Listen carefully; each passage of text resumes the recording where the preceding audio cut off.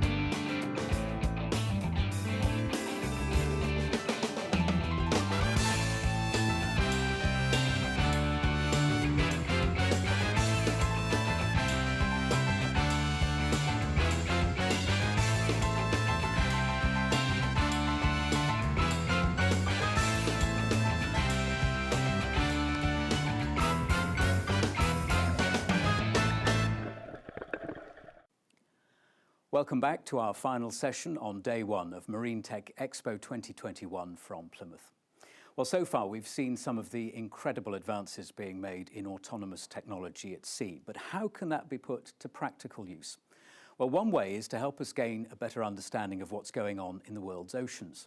They're a rich, diverse and vitally important part of our planet, and we know that they're under threat from our activities. Well, our next guest will shed light on how marine tech can help. Here's Professor Richard Thompson, who's the Director of the Marine Institute at the University of Plymouth. Hello, I'm Richard Thompson. I'm Professor of Marine Biology at the University of Plymouth, and I'm Director of the University's Marine Institute, which represents all of the marine interests across the university, right the way from science through engineering into human health and well-being.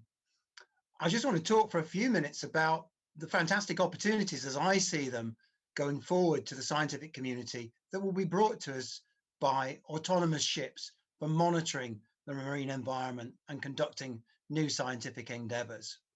So there are fantastic opportunities available to us as a consequence of, for example, the Mayflower autonomous ship voyage, which has just set sail.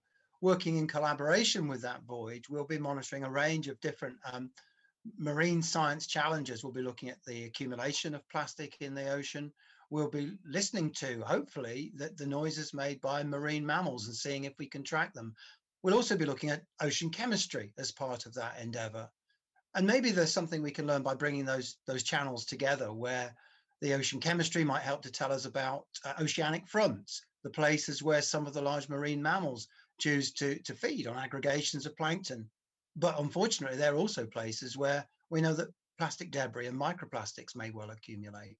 But as well as that enterprising endeavour right at the forefront, a cutting edge of the autonomy, there are also endeavours that will link us to applied science.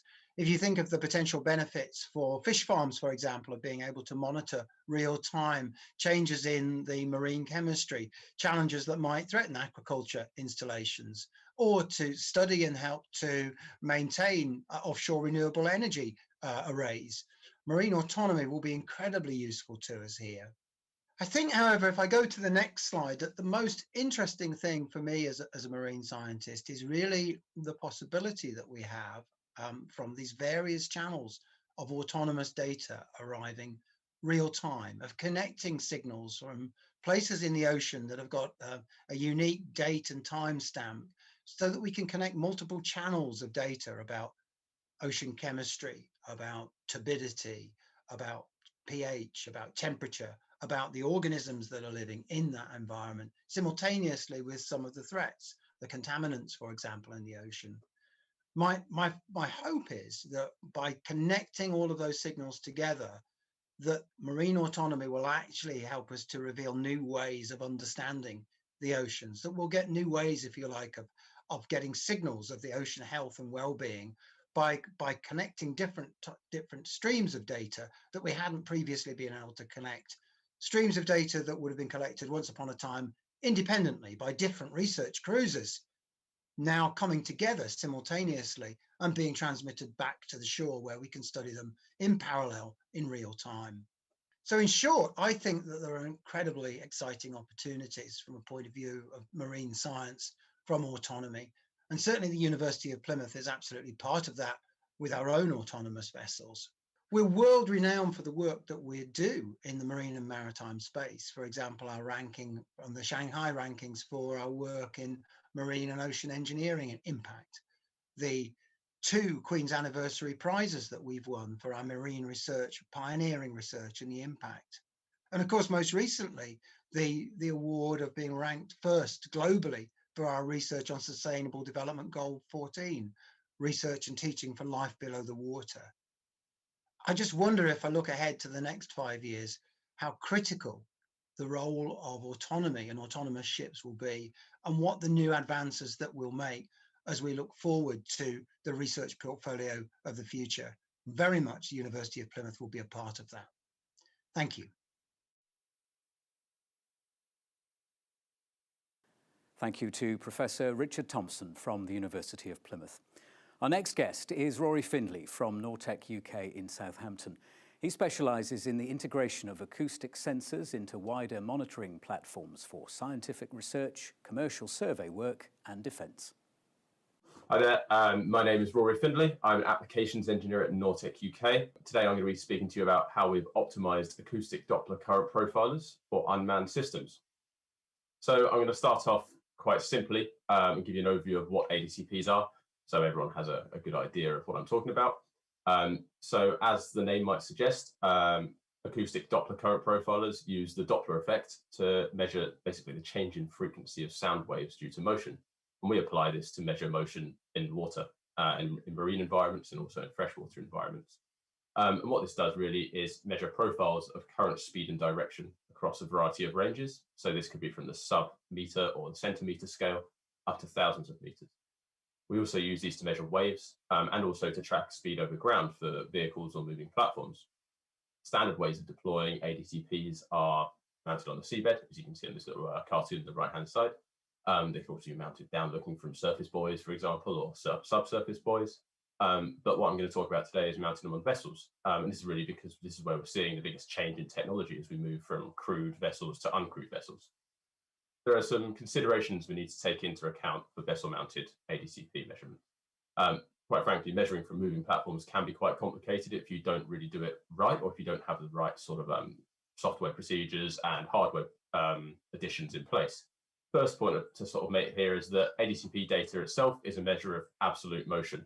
And when I say that, I mean, so say if you imagine, like on the cartoon on the right-hand side of this USV sort of drawing, if we're measuring from a moving platform, we're also going to measure the motion of the vehicle with our ADCP data. So what we need to do is actually provide some correction sources. First amongst these, and probably the most important, is bottom tracking. And this is the process of using the ADCP to actually track our speed over the seabed by doing exactly that, tracking the seabed. And this basically allows us to work out our speed over ground, and we can subtract that from our absolute current profile measurements to give resultant current speed. Secondly is GNSS input. And really this tells us which way we're pointing and also provides us a backup in terms of speed over ground. If we don't have bottom track, for example, we can then use our GNSS over ground to give us resultant current profile. And really important here is to be able to fuse the two together in an efficient and sort of timely manner. The next point is platform stability. And really this impacts the performance of most acoustic sensors, but also ADCPs. And so I've sort of illustrated this with this plot on the right-hand side of the buoy, surface buoy moving around, and you can see the sort of plots of where the beams are pointing. And the idea here is that unstable platforms, as they sort of pitch and roll with the undulations that sea surface, they cause shifts in the positions of the acoustic cells, and this gives us smeared data where we can see that our profiles are moving from side to side. And this means we have to average for longer, reducing the resolution of our current profile information. Next is that as we move into deeper water, i.e. looking at longer range systems, we require larger sensors, and larger sensors generally need larger vessels to mount them on. And as they get larger and heavier, you need more robust installation techniques. So you might move from something like this top right-hand corner image where we have a simple pole mount over the side of a small coastal vessel, up to something larger mounted permanently in the hull of a research ship, for example. So we need to consider our size and our payload capability in sort of tandem with the ranges and the requirements we have with our sensors. And the last point really here is that historically personnel have been required on board for system operation monitoring. And you know, this applies to the smallest boat up to the largest boat. You have a dedicated survey room or just stuck next to the captain in the, you know, in the front of the boat. And really, you know, these are sort of things that need to be considered in the sense that we've historically got used to having people on board using these sensors. So how does this sort of pair up against unmanned platforms? What has changed? Well, the most obvious really is that there's no physical presence on board for sensor operation. And this means we need a remote connection to our sensors and to our software. We also need to bear in mind communication and telemetry bandwidth. So there's limits, to how much data we can send, where we can send it, and what data we need to prioritize. As we've moved from crewed to uncrewed vessels, the size of the relative vessels has actually decreased significantly. So uncrewed vessels are so much smaller. We don't have a crew on board. We don't need to have accommodation, gyms, mess halls, these sort of things. So suddenly our vessel sort of profile and size has decreased really, really quite significantly. Next point is a limitation on power. That was never really a problem with manned vessels because people consume so much more power than sensors. So now we're looking at hybrid propulsion and renewable battery charging, solar and wave energy. This limits the amount of power available to sensors. And it also means that we're looking at longer mission duration. So we want to squeeze every last sort of drop out of the power that we do have. And once again, coming back around to this idea of stability, we don't have a crew on board. Our vessel dynamics change quite significantly. And this has consequences for sensors of all types. So really what I'm trying to say is how do we transition from large vessels, such as these sort of pictured here, where we're traditionally used to mounting sensors on crew-centric vessels, to unmanned vessels like these pictured here. Really what we do need to do here is visualize the difference between these platforms. In essence, our priorities are shifting entirely from using a vessel as a means to keep crew safe to do their job, to just purely a sensor or data collection platform. And historically, sensors have been designed for the characteristics of manned vessels. In addition to these universal challenges, there's also a vast array of design types. You can see here, we've got 4 vehicles, all look totally different, they all have different priorities and purposes. So really, when we're looking at sensors, particularly ADCPs, we need a solution that has some sort of shared characteristics as well. They need to be compact and lightweight, they need to be energy efficient, they need to transmit the right kind of data to the right place. Our software needs to be consistent, and by consistent, I mean reliable. It needs to operate with low processing power, and also the system needs to be optimized to cope with platform motion. So the solution that Nortec have for this is what we call a signature USB package, and this is really a solution specifically configured and made for uncrewed deployments. It includes, as you might expect, an ADCP, but also on top of this, like a simplified power and comms top box that's about 25 by 30 centimeters. The idea here is that it will fit in any USB of any kind.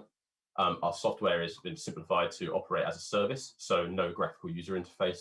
And really this means that we can work on limited processing power. It auto restarts if you lose connection to your sensors. And also it permits third-party software control. So really we can sort of let this run in the background as a sort of an addition to our vehicle and run everything through the architecture of the uncrewed system itself. Also allows us to transmit average data over low bandwidth communications and stores the sort of bulkier raw data locally. We also have this sort of web interface, which gives us sort of a good idea of the performance and if everything is healthy and gives us like a heartbeat in the system. So I'm now just going to cover 3 bits that are specific to the ADCP, given that this is what Nortec historically, been sort of designing since the mid-90s. So this is what we call the AD2CP platform. So it's a patented Nortec platform that is based on all new hardware that was designed internally. And sort of some of the key points of this platform are that we can allow ourselves to have a much higher sample rate of 16 hertz in comparison to maybe 2 or 4 hertz historically. We have increased processing power on board the instrument, meaning that we can do a lot more with the data before transmitting it. Our instrumentation is all Ethernet and serial based, so you can use either, but using Ethernet allows us to make the most of things like precision timing protocol, which really improve our ability to synchronize with other sensors. We can also perform much better in increased tilt situations. So when I talk about that idea of stability, that's really, really important here. These systems also have about a 50% reduction in power consumption versus previous generation sensors, and about the same reduction in size and weight. So really this is sort of looking to solve our problems or our considerations with uncrewed systems when we look at power of requirements and size of the system. Next is guaranteeing good data, right? So ADCP heading basically is required to transform our measured currents to Earth reference coordinates, so to give us a direction in degrees, for example. And there are a few different ways that we could source this heading. So you could get course over ground from a single antenna GNSS. This isn't really ideal because it includes platform drift and doesn't give us true heading. Magnetic compasses have been used in the past, but they need to be calibrated, and error is not constant, and totally depends on what you're surrounded by in terms of the performance. What we use is a dual antenna GNSS. This provides true heading based on a non-magnetic source. And this allows us to resolve very, very high resolution direction data. And really, this is the best of both worlds, because by using a sort of low cost GNSS INS, we get high performance, but without the cost of using a full grade sort of ring laser or fog INS system, which might cost 4 or 5 times more than just the ADCP head itself. The next thing that we sort of do internally within Nortec is to include something called an attitude heading reference system directly within our ADCP. So ADCPs normally contain liquid tilt sensors. These don't really tend to perform well on dynamic platforms. This is because they're prone to acceleration as a result of the vehicle moving, say, between waves and things like that. So instead, what we use is this internal AHRS, and this improves our derived ADCP data by providing the correct tilt information on dynamic platforms, and it samples at a rate that is as fast, if not faster, than the ADCP is sampling. We internally mount it in the instrument, so there's no incorrect lever arm measurements, and there's also no worries about calibration, this sort of thing.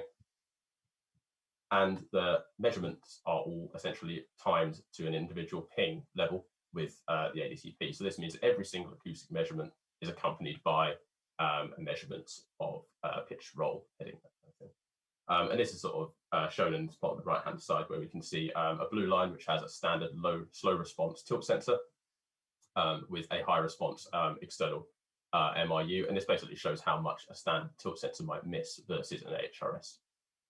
So that was a very quick overview of how Nortec have optimized acoustic Doppler current profiles for uncrewed systems. Thanks a lot for listening. I'll be around in the Q&A session, and just let me know if you'd like to get in touch, and my contact details are here.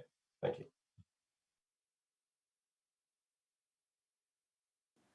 Thanks to Rory Findlay from Nortec UK. Our final guest speaker for today is James Cowles to look at the autonomy toolbox for real-world field operations. Hello, my name's James Cowles. I'm Business Development Manager at L3 Harris, and I'm here today to talk to you about the autonomy toolbox for real-world field operations. So a short bit of history. You'll previously know us as ASV. We were bought by L3 in 2018 and then subsequently merged into L3 Harris in 2019. So 2 years as L3 Harris now. What's great about this is it brings us into the fold with other underwater autonomy providers such as Ocean Server with Iva, and brings us a wealth of other technology from electro-optical systems to satellite communications, and really strengthens the old ASV portfolio. But on to what I wanted to talk about today, about how we are developing autonomy for the real world and how that looks. So to start off, let's talk a little bit about what we mean by autonomy and autonomy levels. You start off at the lowest level of 1, which is just remote piloting. So back when you were a child with your remote control car, very simple. Moving on to basic autonomy such as GPS, path planning and autopilot. So very simple stuff. But where we really want to get to ultimately is level 5, yes, but in today's age on the water, in the maritime environment, we're looking very much at level 4. And we very specifically excluded level 3 for a good reason, is that actually in the marine environment, if you look at what you know and what's unknown, actually you know a lot when you plan a mission to start with. So by skipping level 3, you remove the operator complacency. So if an operator has level 3 autonomy, they might be really tempted to just kind of accept that and not pay as much attention as they need to, but then the vessel's not going to be reacting to those unknown emergent situations within the environment, which is what you get when you move into the level 4 environment. Now, we've been delivering this for a few years now, and today I'll talk about not just what we've been delivering in the past, but how our software is emerging for the future and how we think that's going to help enable real world operations and move autonomy from forward into critical applications and enabling technologies. So here what I wanted to talk about is our autonomy and how it works today. So how we move from kind of the level 3 autonomy to the level 4 autonomy. So what you can see here is the the coming together of all our different pieces of technology to make it work. So we've got the world model on the right-hand side here, and that is really a fusion of all of the data artifacts that you have. And that includes data that is known, such as charts, your planning, geofences, things like that, and things that are unknown and emergent, so radar, camera tracks, AIS. So you can model all of this in real time. And importantly, what we're doing with that data that's changing is predicting it into the future. So taking that radar track and fused AIS picture and saying, well, in 15 minutes, where is this going to be and how does that affect how I plan? So project all of this into the future. Now, on top of this world model, which is one large risk profile, we then layer behaviors. So those, the most obvious of which is collision regulations. So how should a vessel react in a certain situation? And we use that to manipulate the risk bubbles. So for example, a vessel crossing from starboard, because of its direction and its speed, it will have a certain sized risk bubble. But then we put it into the scenario of collision regulations and say, well, as it's crossing from starboard, it is the right of way vessel. So we'll extend that risk bubble in front of that vessel so that our autonomy automatically looks at it and goes, well, the low risk scenario here is to go astern of it. And that's how we layer it. And importantly, it's not just collision regulations. We can layer multiple pieces of autonomy on top of that risk profile, so to enable us to adapt the behavior of the vessel dependent on the environment around it. And we take this in 3 different steps. And this is roughly analogous to the level 3 and the level 4 autonomy. So level 3 autonomy is the route planner that you have here. And that says that, well, if I'm going to leave Portsmouth Harbour and go to the south side of the Isle of Wight, I need a waypoint here and a waypoint here and a waypoint here. And that is how I avoid the land, the known stuff that's out there. But the path planner looks much more granularly. So in the next few minutes, what vessels are going to impede on my path and how can I take action now, a small action now, to avoid that freighter that's coming at me at 20 knots. So really treat it like a person would if they were in control of a vessel, looking out over to the horizon and going, well, I want to make the decision now about how to avoid it. And a lot of our autonomy work in the last couple of years has gone into how do you make that decision early and then stick to that decision. So that's kind of critical for us. Now, on top of all of this, we have our last response engine. So what that means is that, as always happens, if somebody's not obeying the collision regulations or something changes that's unexpected, we have that final decision point for the vessel to take evasive action. So it'll either do one of 3 things.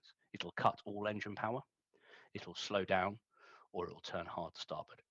And we very specifically made these the smallest possible list for safety so that we can make sure that software is as robust as it possibly can be.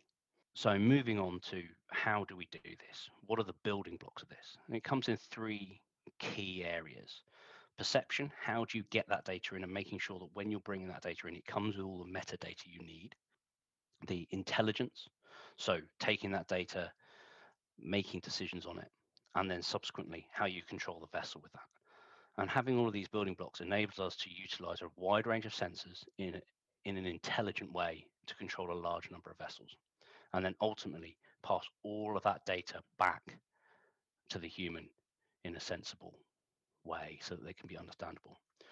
One of the things we're looking at for the future is how do we ensure we're respecting the attention of the operator.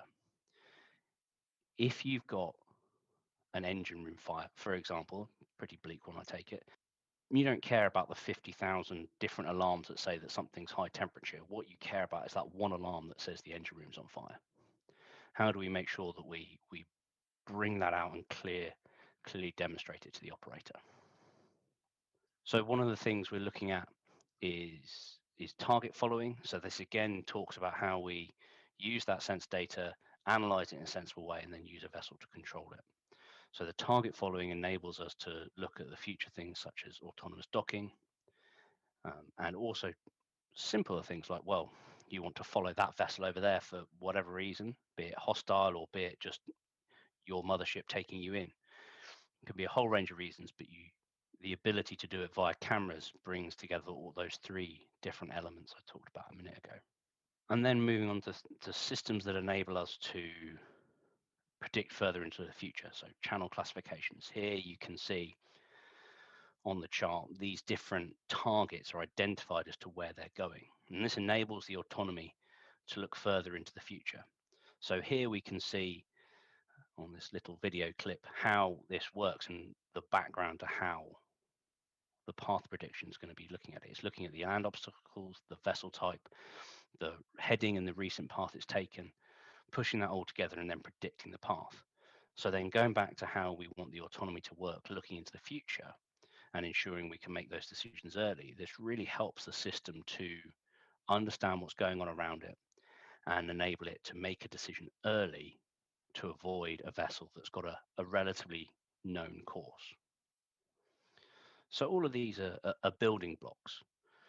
They're different autonomy behaviors that enable us to operate better in the real world. So how do we put this together to make it more autonomous for the future and enable the operator to really step back and look at the whole mission and enable the vessel to get on and do what it's good at, the delivering of mission capability. So we've developed a new mission control system to enable this, and it's been deployed on the first few vessels. And what it does is it takes primitives, or what we call primitives, which could be any of the behaviors talking about, such as target following using video or collision avoidance, simple things like waypoint following, orbits, and gives them preconditions and post conditions. And then once you've got this and you've got a set of primitives and some conditions for how you transit between them, you have a behavior. So with this behavior, you can then build up multiple behaviors that with different conditions entering and exiting them to enable you to develop an extremely complex mission. But importantly, leaving it to the autonomous system that's on site with the sense data real time to make the decision about how you move between one scenario to another scenario, and really give the autonomy unleashed to go and deliver the mission that the operator wants. And at all times, making sure that we are getting that sense of feedback so that the operator knows what the vessel is doing and can deliver the end goal. So we take these behaviors and then we put the behaviors together with a search algorithm, some constraints to therefore deliver a strategy. Now, when you have a strategy, that's one way of achieving a mission. But if you've got a wider range of mission goals, then you might need multiple strategies that have different entrance criteria and different exit criteria. And therefore, by having the primitives that build into behaviors, the behaviors that build into strategies, and the strategies that then deliver goals, you have an extremely flexible way of delivering an autonomous system, an autonomous solution that ensures the operator can really pay attention to what operators are good at, that unknown and dealing with unknown situations. Whereas when you know how you want to transition between one scenario and another scenario, you can leave that to the autonomous system. So thank you for taking the time to listen to me today, and I look forward to answering any of your questions.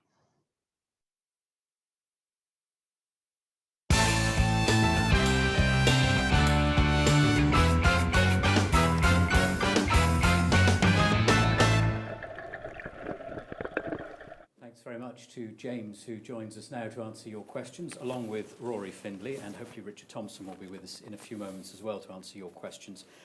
James, first of all, let me go through some of the things you raised there in your presentation. And first of all, give us an idea of how big the challenges are in terms of moving to more autonomous systems. What are the main challenges that presents? I think one of the core challenges we're looking at in terms of moving towards more autonomous systems is actually in user adoption and understanding of the capabilities of the system. We have a very diverse customer base and a very diverse range of people willing to adopt or not, as the case may be? And how do we encourage people that it is safe and that there is oversight, but also the people that might be, how should I put it, further on in their estimations of where autonomous systems are, and they look at things like rovers going on Mars completely autonomously, and understanding that the real world and the real waters around the UK and elsewhere are very different to that. There is a lot of hazards and there's a lot of things to train an autonomous system to use. So how do we ensure the correct expectations of autonomous systems? Use the best of the autonomy for the dull, dirty and dangerous, and use the best of people for the complex, changing environments that we're looking at. It was interesting, you gave a very clear example there of the sort of different levels of autonomy, and talked about sort of skipping level 3 because there's the risk of complacency, I guess, in terms of if humans and autonomy are working together, that humans assume a certain amount of the autonomy is doing it and not keeping an eye on things properly. How do you sort of interconnect the two? How do you get humans and autonomy working side by side safely so that complacency doesn't creep in? Yeah, so that's something that our research team and software team are working hard on at the moment. And what we're calling it is respecting the user's attention. I think I might have given the example in the talk, is that if the engine room on a vessel's on fire, you don't care that the engine oil temperature is high or the coolant temperature is high. You care that it's on fire. So how do you make sure that the notifications are appropriate for what's going on? And that way you know that when the system notifies a user, the user will not just casually close it off. They'll know that it's an important notification and they need to be aware of it. So by managing the user's attention, you can remove some of that complacency and ensure that the operator is reacting appropriately when they need to. And Richard, let me bring you in at this point, because we've talked about the technology, but in terms of its application in helping marine science, what would you say are the biggest opportunities? You talked in your presentation about it providing opportunities. What are the key opportunities that autonomy can provide in terms of better understanding our oceans? I mean, clearly it gives the potential to go to places that might present hazards from a point of view of sending a craft with humans on board, whether that's deep, dark, cold, very stormy, whatever it might be. It gives you the opportunity to sample places that it would be otherwise quite challenging for us to get to. To me, the longer term opportunity, though, is one that's difficult to grasp at the moment, but I think that there are likely to be advances that will make from being able to connect simultaneously data about different parameters in the oceans at the same time in the same place with them clearly date and time stamped. There may be relationships between different factors at sea that we hadn't until now had the opportunity to study in parallel. You know, a little bit like if we were to wind the clock back several thousands of years, it wouldn't have been obvious that taking, a human's temperature was a measure of how well they were. So there may be variables out there that are a proxy for ocean health that we haven't realized before, and it's only by looking at those things in parallel that we're able to do that. Yeah, I wanted to expand on that because you mentioned that in your presentation, that in a lot of cases, some of this information has been provided independently before. Yeah. Having it in real time, being able to assess it all together at the same time is clearly going to make a significant difference. But what do you hope that will tell us about what's going on in the world's oceans at any given time? It's difficult to crystal ball gaze, but I think if we've got ways of more quickly and more accurately and perhaps more inexpensively, if you like, assessing the health of ecosystems, assessing the health of the oceans in general, then it allows us to be much more responsive. But it's difficult to put a specific on that, but my anticipation is that we will, going forward, we will start to see relationships between variables that we hadn't previously connected. If you think of data on oceanic fronts, where we know that we've got aggregations of plankton, but we've also then got aggregations of the things that feed on those planktonic organisms. But ironically, the same oceanographic conditions that conspire to cause that front may also cause aggregations of pollutants, of plastic, for example, that could potentially present a threat to different types of organisms, to filter feeders, for example. So I think understanding this data in parallel is really going to help, but it's difficult to be able to see the future, and I anticipate there'll be advances there from doing that. As I say, a little bit like, you know, taking your own temperature to work out whether or not you've got a fever, which, you know, is something that's second nature to us now, but it hasn't always been the case. It is going to open up a whole new world of the ocean and what our understanding of the ocean, which of course we know famously, we perhaps know less about the ocean than we do about going into space. And we'll explore that a bit more with you, Richard, as we go along. I wanted to bring Rory in at this point, because a couple of specific questions for you, Rory. First of all, what's the biggest challenge for those using VMADCPs on traditional vessels when moving across to autonomous systems? So I think it's a case of, really for us, it's been adapting sensors that have been designed wholly with manned or crewed vessels in mind, and making sure we take into, say, those few challenges I outlined associated with just the general design of ASVs and USVs. I think for the most part, we can really get around that just by slightly adapting and tweaking things. But the one thing I've noticed is just the sheer variety in design at the moment. You know, there's a very diverse market because it's still rapidly developing.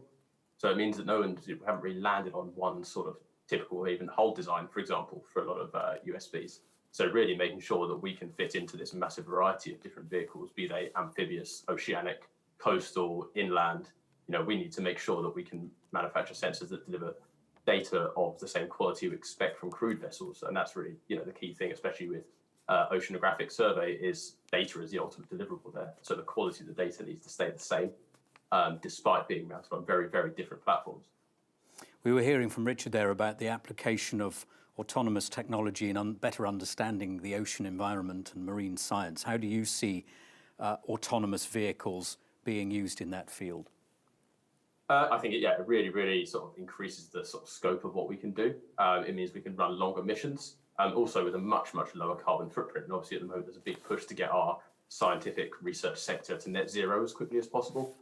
So, you know, if we can send a small, say, 5-meter endurance USV across a typical ocean survey line that might normally take a large research vessel from somewhere like the National Oceanography Centre with hundreds of scientists on board, you know, we can really reduce the carbon footprint of that survey. And also, by sending the data in real time, we can increase the speed with which we start to prove our findings, meaning we can publish quicker, we can start to take action on things that we find sooner. James, put things into context for us, if you would, about how far down the route we are with autonomy when it comes to ocean-going vehicles, and ensuring that our understanding of them is such that there's confidence in their safety. I think ocean-going is still a big challenge. A number of the ocean-going platforms at the moment are still relatively small. And purposefully small, because then they present a much lower risk.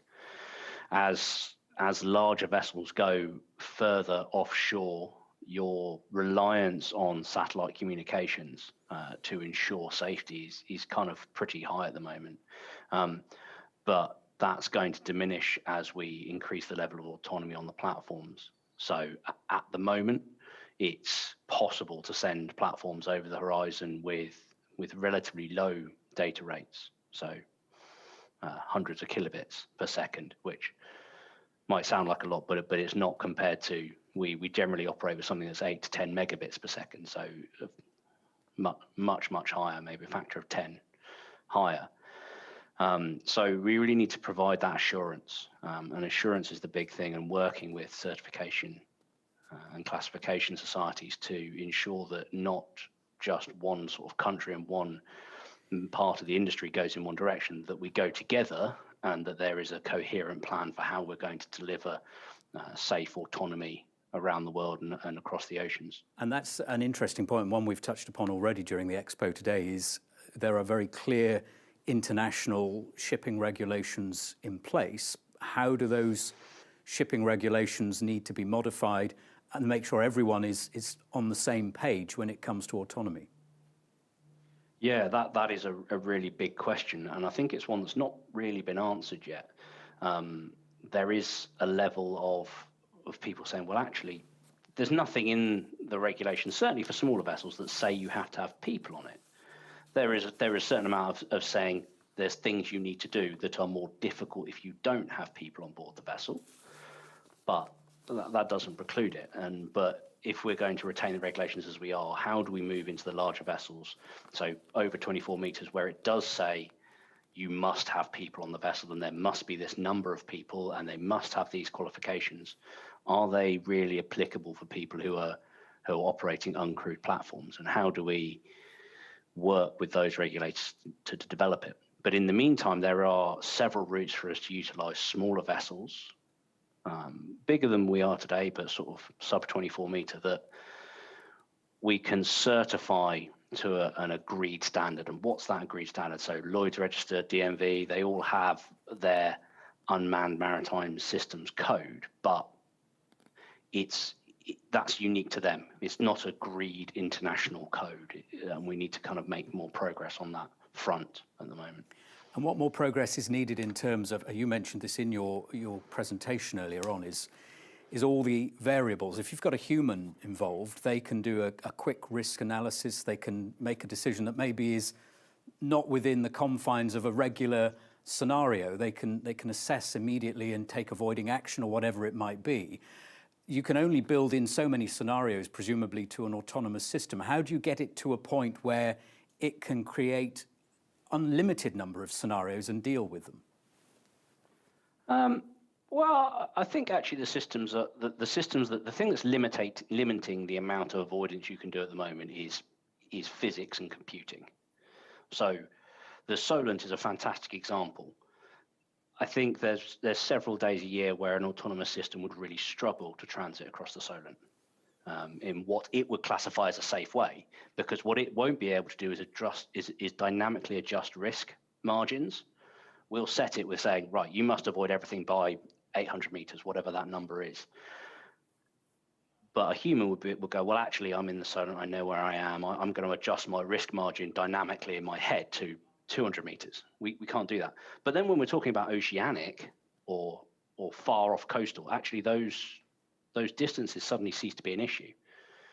Because short of crossing the Dover Straits, there's very few bits of water in the world, certainly there's more than 12 miles offshore, that have a significant enough level of traffic that a system wouldn't be able to plan its way through it. The other challenge is really in coastal waters where things are small and hard to see. People on paddleboards, kayakers, fishing buoys. And that's where sort of the ocean science community, I think, can benefit more from uncrewed systems than maybe some other industries, because they are often looking for that deep sea, further offshore data, where it is a less congested environment. Assurance of the safety of the system will be that much simpler because of it. And Richard, on that point, is there a particular part of the ocean? I mentioned earlier on that there are vast areas of the ocean that we still know very little about. Is there one particular area of the ocean that you hope autonomous vehicles will be able to help you reach that perhaps we haven't got to yet? Well, of course, it's the deeper areas that remain more challenging to explore and to map. And so, of course, there's great opportunity there. But it may also be,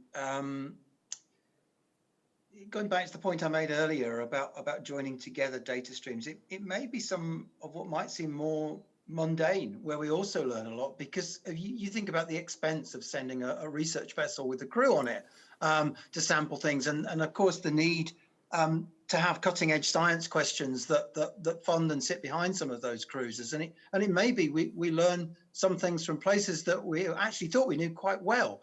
So it's the opportunity to have data coming in, I think, across multiple channels, but also over long periods of time where it wouldn't have been feasible perhaps to have research vessels with humans on them there, because we simply couldn't afford it. So yes, I'm excited about the deep ocean, but I'm also excited about the possibility to get increasing quantities of data from places that we thought we knew quite well. That's interesting. So there's a chance of more speculative research rather than planned, detailed research with a specific objective, where you clearly have to, if you're spending a lot of money, you've got to plan it down to the minute details of what you're hoping to achieve. So you're saying that remote and autonomous vehicles could actually provide more speculative research? I think they certainly could do in terms of the potential, as I say, to look at multiple data streams. I mean, you think of the level of prediction we've now got with the weather, from our ability to monitor and sense weather patterns that don't involve necessarily human beings being next to the sensor. And maybe there are similar parallels in the ocean relating to a whole range of different aspects to do with reproductive cycles, to do with larvae, to do with juvenile fish, to do with the health of the oceans in general, that actually it's a better understanding of things that we thought we knew quite well that may come to the fore more quickly, let's say, than our ability to get down into the deepest trenches. But that remains to be seen. You mentioned earlier plastic pollution, which we know very well now. We're starting to get a much better awareness in the last few years of the extent of plastic pollution in our oceans. How much of a threat is that? How does that compare to the other threats to our ocean, the changing climate, for instance? Well, there's clearly multiple challenges threatening the oceans, and it's difficult to kind of call them out in a kind of beauty contest type approach, really. I think the issue for the oceans really is that they're being challenged from multiple threats simultaneously, and there are benefits to be had by trying to tackle those channels multiply at the same time. Of course, climate change is a major global concern and probably concerns me more than plastic pollution, which is a topic that's closer to my own heart. But actually, I think it's not appropriate to try and come up with a ranking like that, as though we could address one thing and that would somehow address all others. I think we have to think about these things in parallel. Rory, I'll bring you back in. A question for you. Can one ADCP provide short and long-range current profiles? No. Okay, so this is probably links into my comments about vessel size, and this is also links into the sort of types of USVs that we can actually use for survey purposes, both scientific and commercial. Unfortunately, we are limited by physics in the sense that the longer range you wish to look, or the deeper you wish to look in the ocean, the larger the ceramic elements of all sort of acoustic sensors are going to get. So for example, if you're looking over 30 meters in an estuary, that sort of thing, you can expect a transducer head or a sensor head that's maybe the size of a small dinner plate. By the time you're going out to deep 1,000 meter, looking over a kilometer profiling, you're looking at something that is more the size of a table.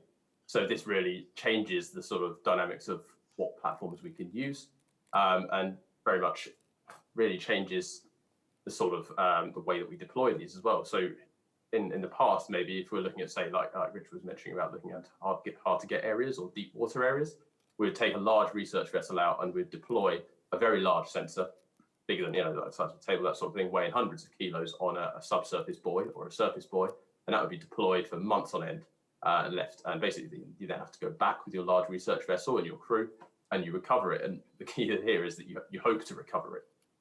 There's no real way of sending this data in real time without great costs or risk. And also, there is a risk you're not going to get your sensor back. And you've taken all that effort and time and money and fuel to go and deploy and retrieve this thing, and you may not actually get your data back. So that could be a total wasted exercise. So what really excites me about using autonomous and uncrewed vessels is being able to send these things out with sensors attached to them. They stay in a place, potentially, if they're very low power consuming, and they can sort of sit and essentially hold station almost like a mobile buoy. They can sit in a very sort of interesting place where you wouldn't be able to stay yourself. And you can then they can transmit data on an average sort of interval, and then they can come back after the end of their mission. And the risk there is so much lower than deploying something 1,000 meters beneath the sea surface, and then using technology like acoustic releases, for example, which aren't the most reliable of things, or there's always an inherent risk. Recovering that it's never guaranteed. Whereas you can just increase that sort of fact that you can ensure your data retrieval with autonomous platforms, and that's what I think really interests me from the perspective of a sensor manufacturer. It's quite a niche sensor, I'll grant you that, but it's that sort of way of how we change how we use and deploy our scientific equipment that I think is really interesting. And Richard, how do we strike a balance between the need to have a better understanding of our oceans and maximising autonomous vehicles to help us do that, with the fact that, as Rory was pointing out there, we're putting more sensors in the water, more acoustic equipment in the water, and we know that sometimes that can have an effect on marine life. How do we get the balance right so we use this technology for the right reasons, but not have a greater impact on marine life? It's very true, and we need to study and understand those impacts. We need to study and understand what kinds of ways of sensing the ocean might cause harm, might cause damage, and that's an area where we definitely need more research. Well, I could bring in our other guest on this point, James. In terms of your work, are you looking at the effects of all the radio transmissions, the acoustic transmissions, all the things that need to go on to run autonomous vehicles, and the wider effects on marine life? It's not something we've looked at specifically. I think a lot of what the drivers with autonomous systems is you use smaller systems. Now with acoustics, that's obviously a bit of a challenge because of, well, physics. But in general, your impact on the environment from your operations is dramatically reduced, because modern research ships today have many of the same transmissions as an autonomous vessel will have, if not more. Plus all the other acoustic transmissions of just having people at sea. They're vast. Their power, installed power, has to be significantly higher. And yeah, okay, that has implications on the carbon side of the equation, but it also has implications on the acoustic side of the equation. So to pick up Richard's point earlier about learning something we don't even know about yet, some of that could be around the impact we make on the environment as we go and measure these things. So if the way we measure these things is by taking a 100-meter research ship to go and look for them, that's going to create a massive impact in the environment by doing that, and it changes it.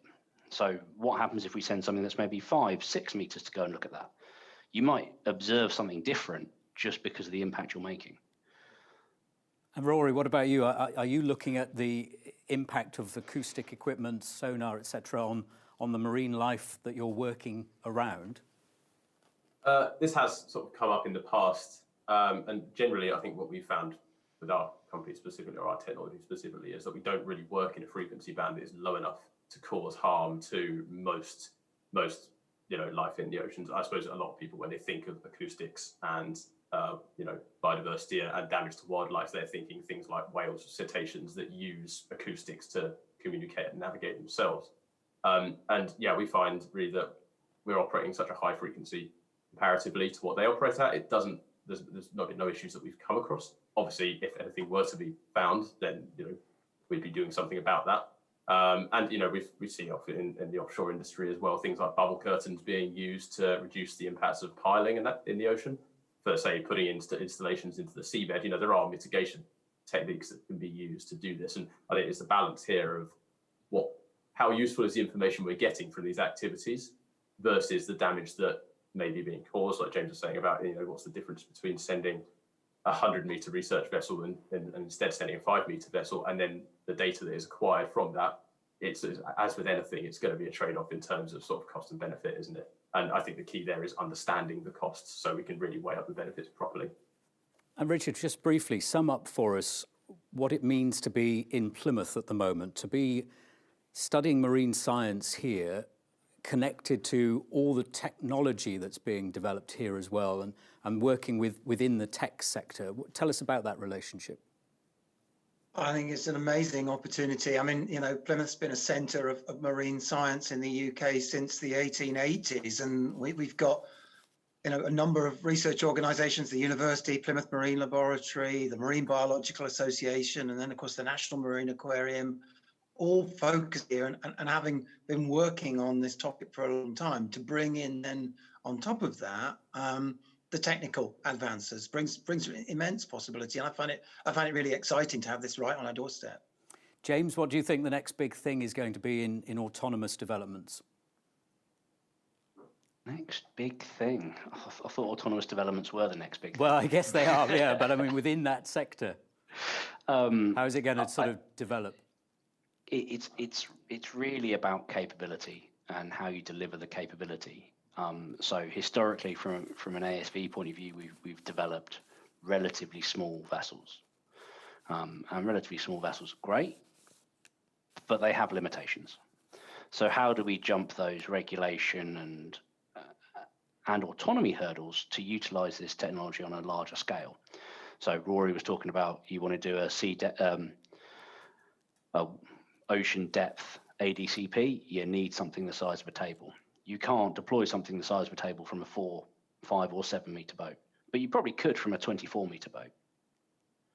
So how do we provide the certainty through autonomy, through certification, things like that, to deploy those larger vessels on long duration missions to give really the benefit to the science community? And also by having that larger vessel, you have that opportunity to utilize it in a more efficient way. You use battery storage, hydrogen fuel cells. There's a lot of options of reducing the impact of that platform that are quite hard to do in a very small vessel.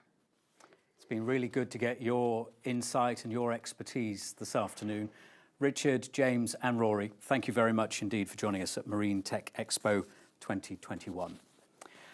We've heard a lot about the Smart Sound stage in Plymouth during the course of this expo, one of the most intensely instrumented stretches of water in the world, which is an amazing test facility in this city.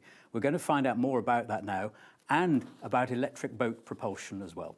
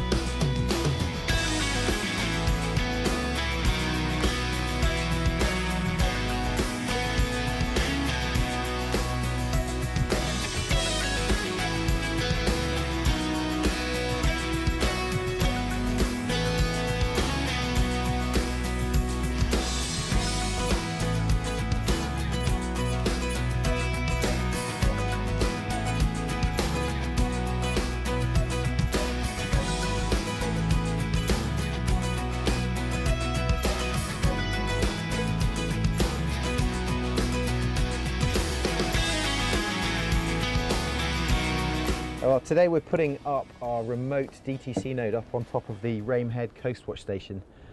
This will enable us to do remote operations from the marine station, backhauling data from Coxside up to here using the 4G system. We can run the vessel, of course, on the 4G network, which means we can obviously bypass having our own communication nodes like this. But currently the 4G system has some quite limited range.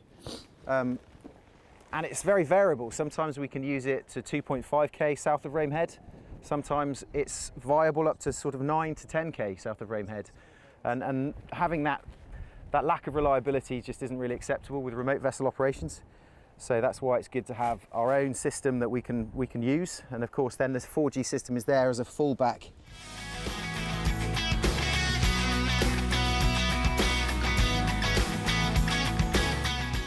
The shoreside control station setup. You can see there are various components to this. First of all, we have the helm. That's this device here.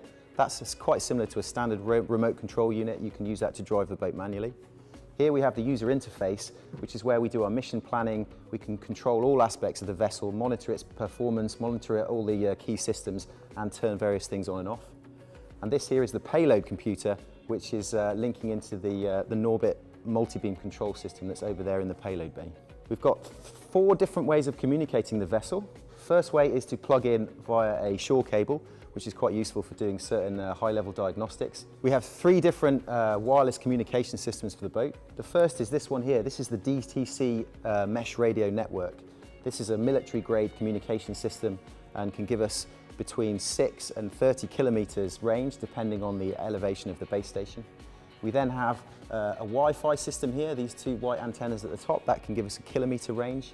And where we have a 4G cell net communication, these 2 white antennas at the bottom that can obviously give us control of the boat anywhere within a cell phone coverage area. The way this works, if we lose one, it will seamlessly switch to another one, which gives us lots of redundancy, lots of backup, which is quite a nice thing to have if you have quite a big, expensive boat driving around in the sea.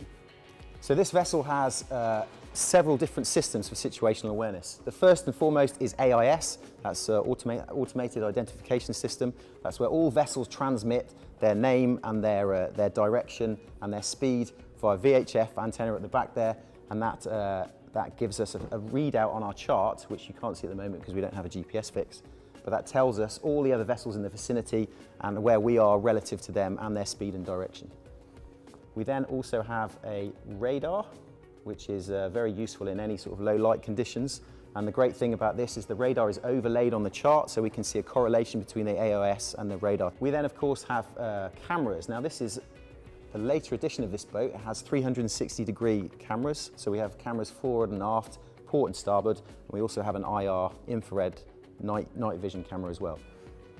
So currently I can see the forward part of the workshop. If I can switch to the port view, there we are, we can see us there. So eventually the aspiration is to have these on screens all around us to give you a kind of full feeling as though you're sat on the vessel, actually driving it yourself. So this here is the payload computer. All of the actual software for running the mission hardware, so in this case the multi-beam, is actually in situ on the vessel. And all we're doing here is we are team viewing in using a remote desktop function into the computer on the vessel, and then controlling the software as though we were sat on board.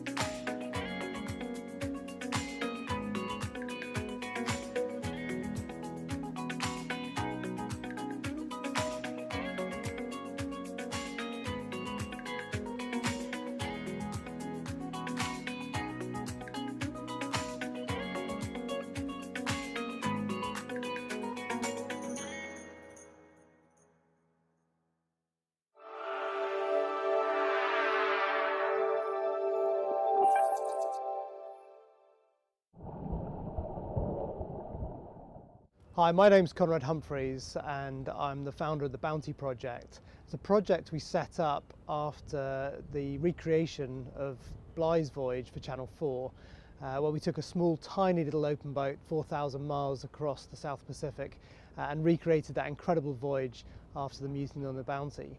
The Bounty Project was set up in 2017 and the idea was to really focus on creating a living history project for young people to really experience the incredible history and maritime history around Plymouth Sound. And we've taken the boat over to other parts of the country as well, but there's a real rich appetite here to combine the sort of educational opportunities with some of the historical places. And in 2018 we decided it was a good idea to fit an electric motor and electrify Bounty's End, the actual boat. And that's in part so we could continue to use her for further afield. We could get younger kids involved, and of course they don't have to row the boat. They can use the electric motor if necessary to get around. But the real advantage of that is it means that we've got this quiet, clean propulsion boat modelled on something that's 250 years old. And it's a great teaching point for young people when they're exploring this boat, exploring the place, and of course seeing this new technology that's in place. So the electric motor that we installed is a Lynch motor from a company based in Honiton. The batteries, we were a little undecided at the time about whether we'd go with lithium or a standard AGM. In the end we went for an AGM 160 amp hour Rolls battery, which is a decent battery. Pretty heavy, and that gives us some additional ballast in the boat, which was needed, so that's a good thing. The other unique thing about the motor is that when the boat is sailing, it'll actually continue to spin the prop and recharge the batteries, and I wanted something that would have some regeneration capability so that if we're potentially on another longer voyage, when we're sailing, we could keep the batteries topped up. All of these make just great sort of teaching points for the young people as we start to explore the opportunities with regenerative blue energy. So where I see the future of this is a combination of things. I mean, first of all, we're sat here in Mountbatten, a situation that's about to go through a whole sort of revelation of changes here. One of the things that we're going to see quite soon is the Smart Sound project and the new Vodafone 5G network in Plymouth Sound, and we want to combine the use of the historical storytelling with the 5G network, so we can actually stream some of these adventures live across the country and across to schools around the world. The other critical part of this is the electrification of the water. And that is going to be something that, similar to the car industry, is going to happen very quickly if we're going to meet our targets for 2030. What it means for somewhere like Mountbatten is what I call the sort of micro energy revolution. It's where we take these incredibly innovative electrical products like the e-propulsion sort of 1 kilowatt motor, which we've seen so successfully over the last few years, go onto the back of dinghies, phasing out normal sort of petrol engines, and that technology is only going to increase and more prevalent on the boats around us. And the micro is also things like kayaks and small little boats that ordinarily wouldn't have any benefit from electrical power. We're now seeing smaller and smaller motors fitted to these things. They've got regenerative capability, so actually when you're paddling you're charging the battery, and it's perfect because it gets you home from the pub afterwards. And that's sort of what I call the sort of blue energy revolution is going to be something that over the next 3 to 5 years is absolutely huge in the UK across the South Coast. So one of the immediate things we've done here, because the challenge for the industry, the challenge for all of us, is the fast charging. And whilst there are companies ready to meet the demand, we haven't quite got the infrastructure in place, but that will happen pretty quickly. In the meantime, we've set up a 2 kilowatt energy system on the top of our container, producing enough energy for me to be able to recharge the batteries on Bounty's End, for me to power a small office, for me to power all of the electrical components and modems for us to connect to the 5G network. And we're doing it all off grid.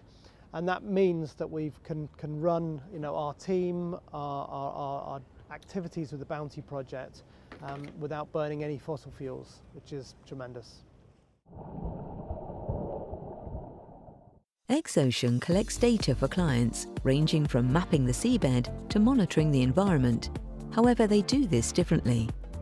Rather than use a conventional survey vessel with a crew on board, Exocean has developed an uncrewed platform known as a USV.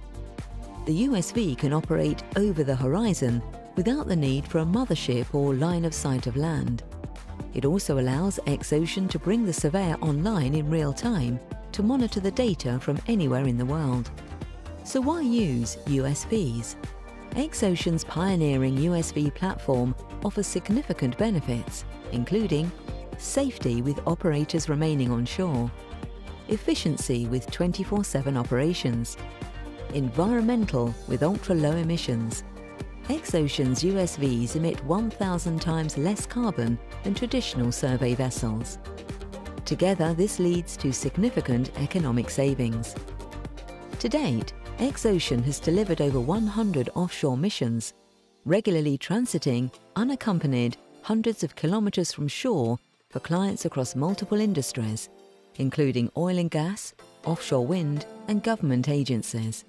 The company currently employs over 100 people across Ireland, the UK, and North America, and has recently begun operations in Asia. Let's take a closer look.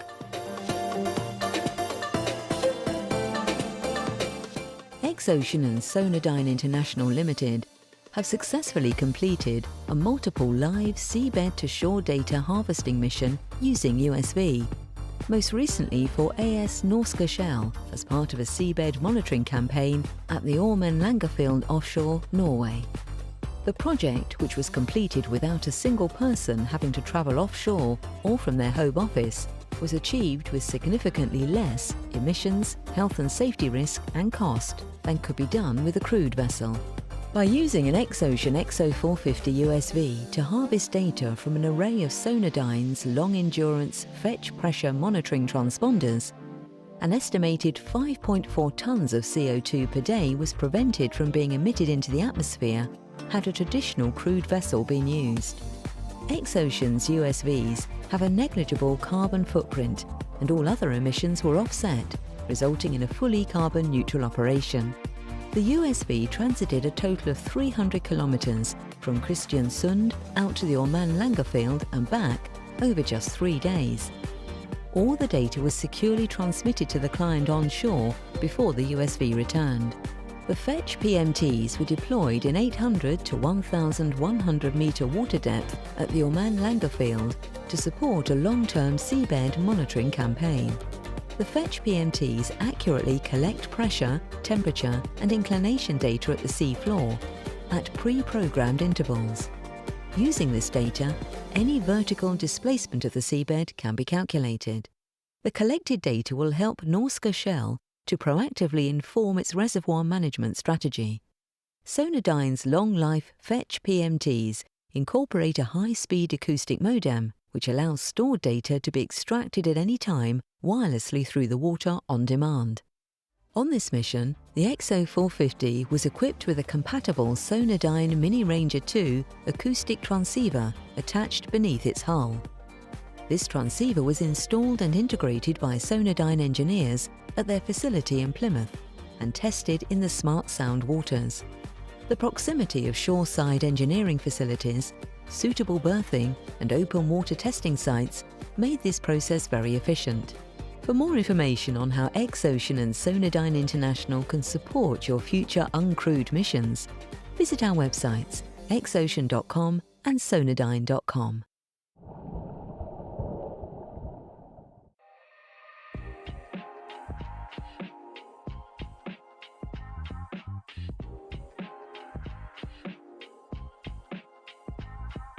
Hydroserve is an innovative designer, builder and operator of unmanned surface vehicles.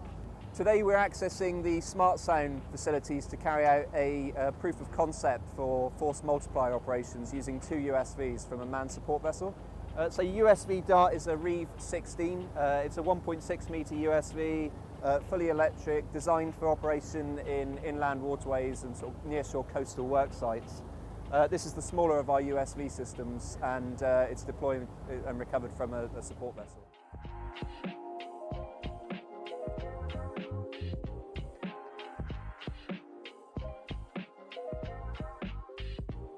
We trialled a multi-USV deployment. It's the first time that we've done it at HydroServe, and we're trialling it because we wanted to be able to see how we can use multiple platforms from one survey vessel like we have on Falcon Spirit.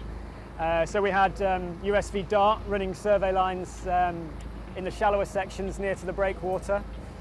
We had Cetus working more south of that, getting some slightly deeper sections, and then we had Falcon Spirit working around the two survey boxes. And having this equipment, gives you a real experience, and especially in this industry, experience is massive. And I noticed that people looking at my CV always focus on what experience I had gained and what equipment I'd previously used. I think the USVs in particular are an up-and-coming kind of technology, especially in the surveying area. They're low impact and they're also lower cost. And so I feel like this is the direction that a lot of companies are going to start to veer towards in the near future. So staff and students at the University of Plymouth are really excited in celebrating a highly successful first summer of working with the unmanned surface vessel Cetus, which has been supported by the MBTC. And we've worked with a range of really interesting and innovative local businesses in doing that. We've been operating with HydroServe's USV Dart here. It's a Reeve 16, 1.6 metre vessel. We've deployed it safely and recovered it from the support vessel here, Falcon Spirit. Operation's gone really well, and we've collected a lot of survey data actually. We've been very impressed. For the university, this is a great opportunity to collaborate with industry at the cutting edge of innovation, and also it provides a fantastic opportunity for our current and recent graduates to get experience of working right at that cutting edge of marine science.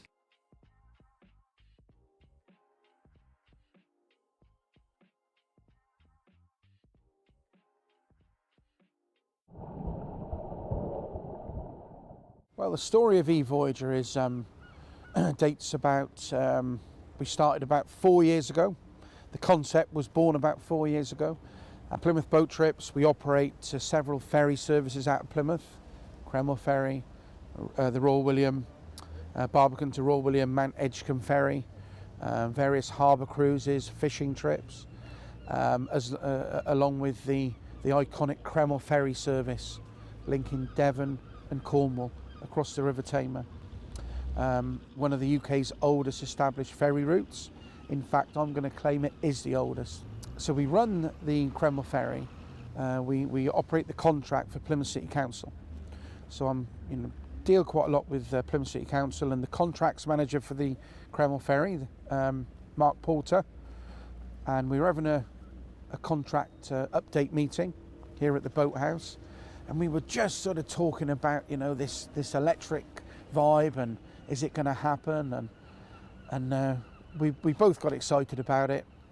And it turned out then that there's a chap that Mark knew called Didier Cavreau, who was doing his masters at Plymouth University in electric marine propulsion. So we got him down the next day in the boathouse over several cups of tea.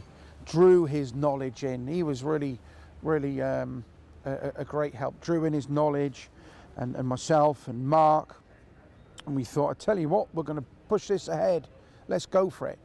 There were people just sort of starting to develop this technology for the marine sector.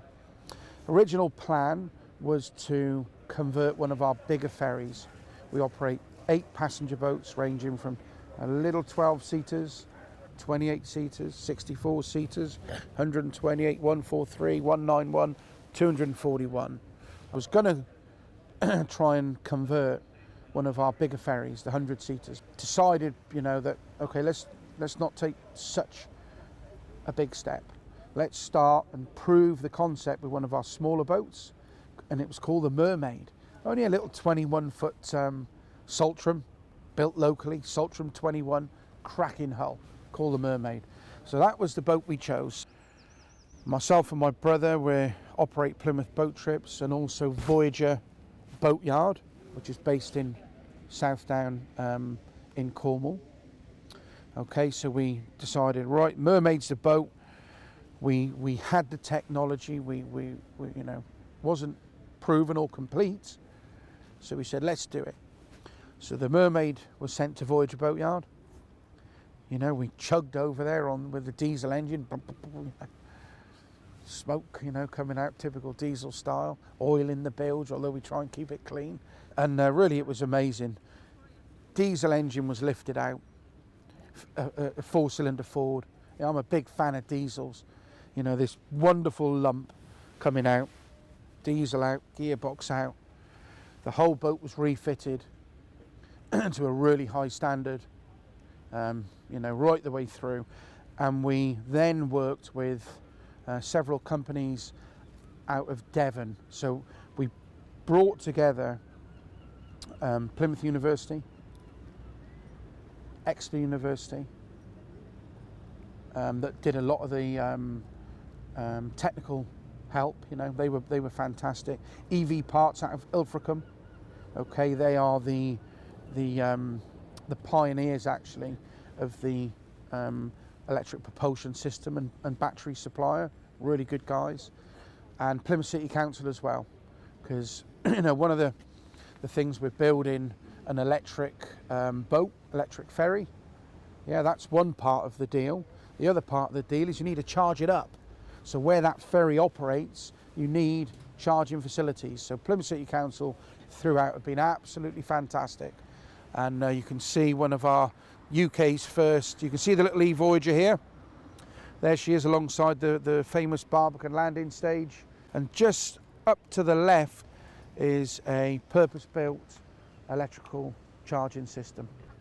Out with the diesel, in with the electric motor, lithium-ion batteries, which was out of Nissan Leaf cars.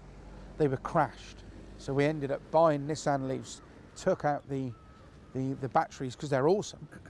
And EV have coupled those together, giving us a really excellent power, which drives the what was the Mermaid, now the E-Voyager, really, really well for about 6 to 7 hours. So the launch day was really, really exciting.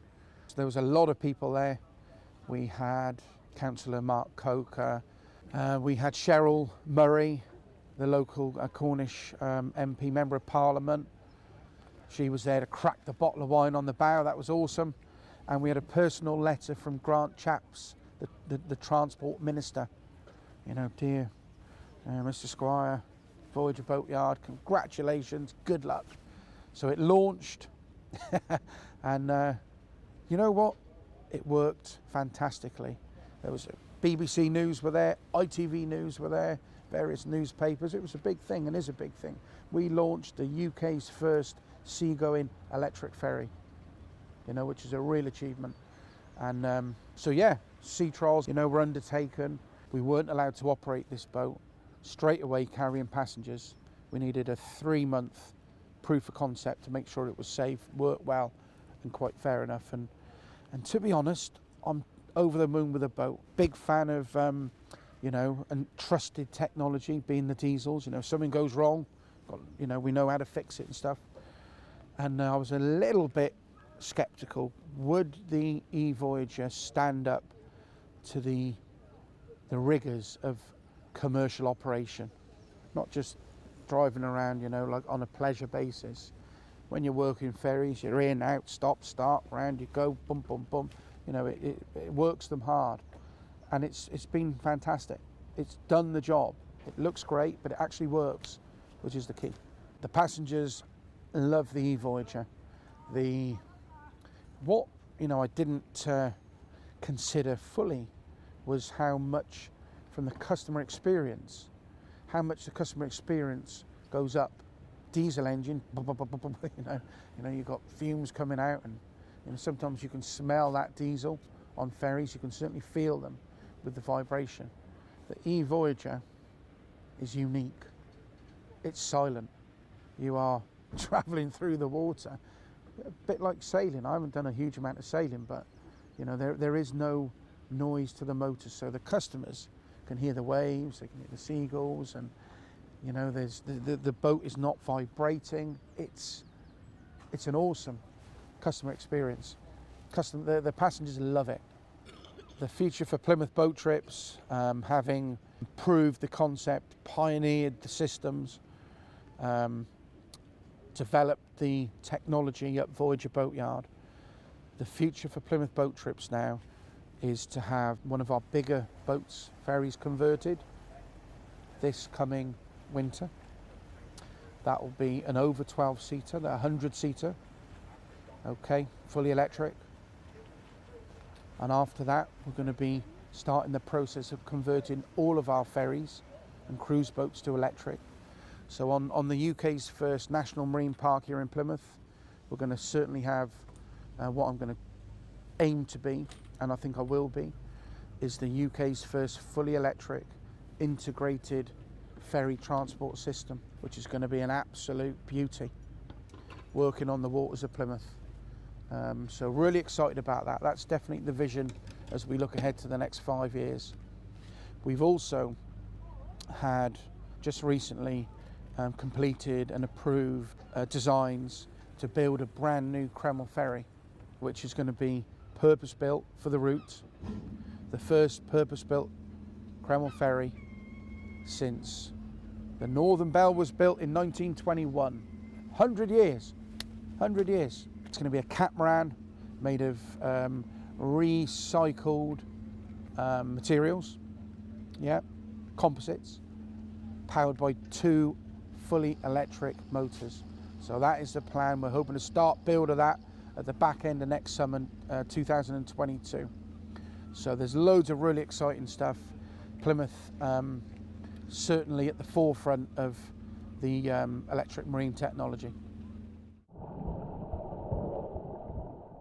Advanced above and below water robots, sophisticated moored scientific platforms, state-of-the-art communication systems, ecosystem modelling solutions and remote sensing combine to deliver a fully integrated observing network, pioneering smart autonomy using ecosystem models to guide the autonomous fleet and provide a fully integrated marine observing system.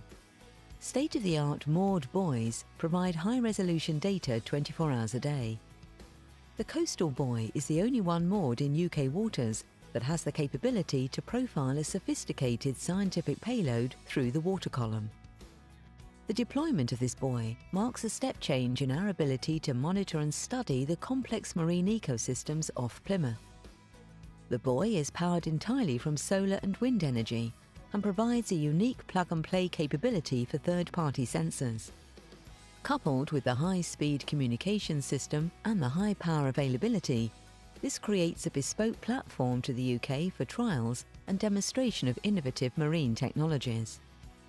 The futuristic fleet of ocean robots includes the recently named PML Pioneer, a 5-metre autonaut unmanned surface vessel propelled by wave motion and has 300 watts of solar panels on deck to provide electrical energy to power the sophisticated scientific payload.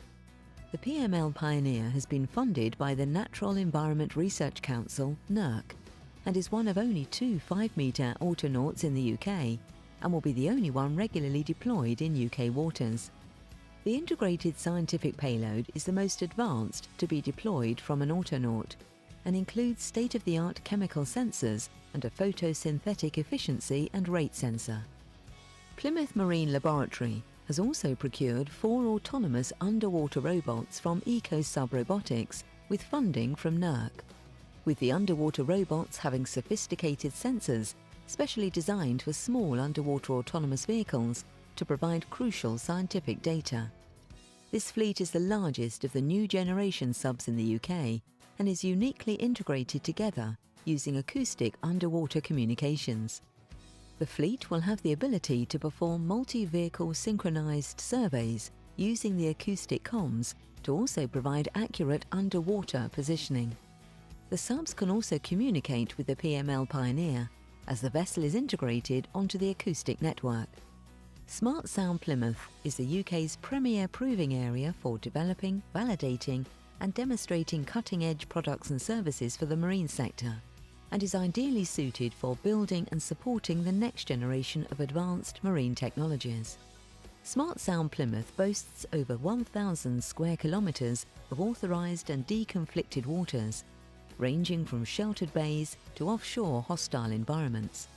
The area's impressive variety of water depth, sea states and weather conditions are perfectly suited for conducting sea trials.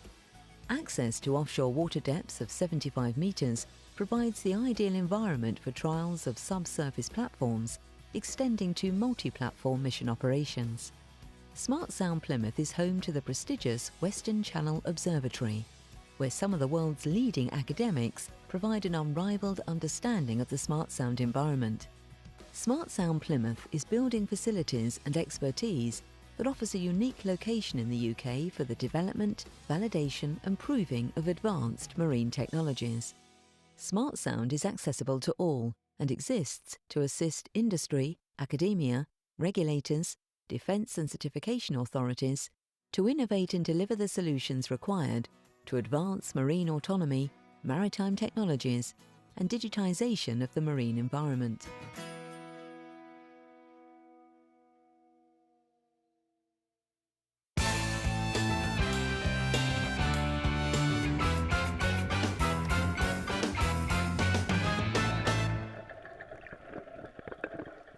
I'm sure you'll agree some really exciting developments there, and to talk us through some of those developments and the role that Smart Sound Plymouth is playing in the development of that technology, we're joined by a series of guests for the final Q&A this afternoon. Steve Rice and Aaron Barrett are with us from Plymouth University. We've got Conrad Humphreys from the Bounty Project, who we saw there a moment ago, Tom Rooney from Sonodyne International. We also have James Fishwick with us from Smart Sound Plymouth, and here in the studio we've got David O'Sullivan from Thales. James Fishwick, I'd like to start with you first of all, if I may, and just summarise for us Smart Sound Plymouth, how it came about and what it's capable of delivering. So Smart Sound really was the formation of the recognition that there's a critical mass operating in Plymouth, looking at marine innovation, specifically marine autonomy and sensor technology, so making an autonomous platform useful. We've heard a lot about that today.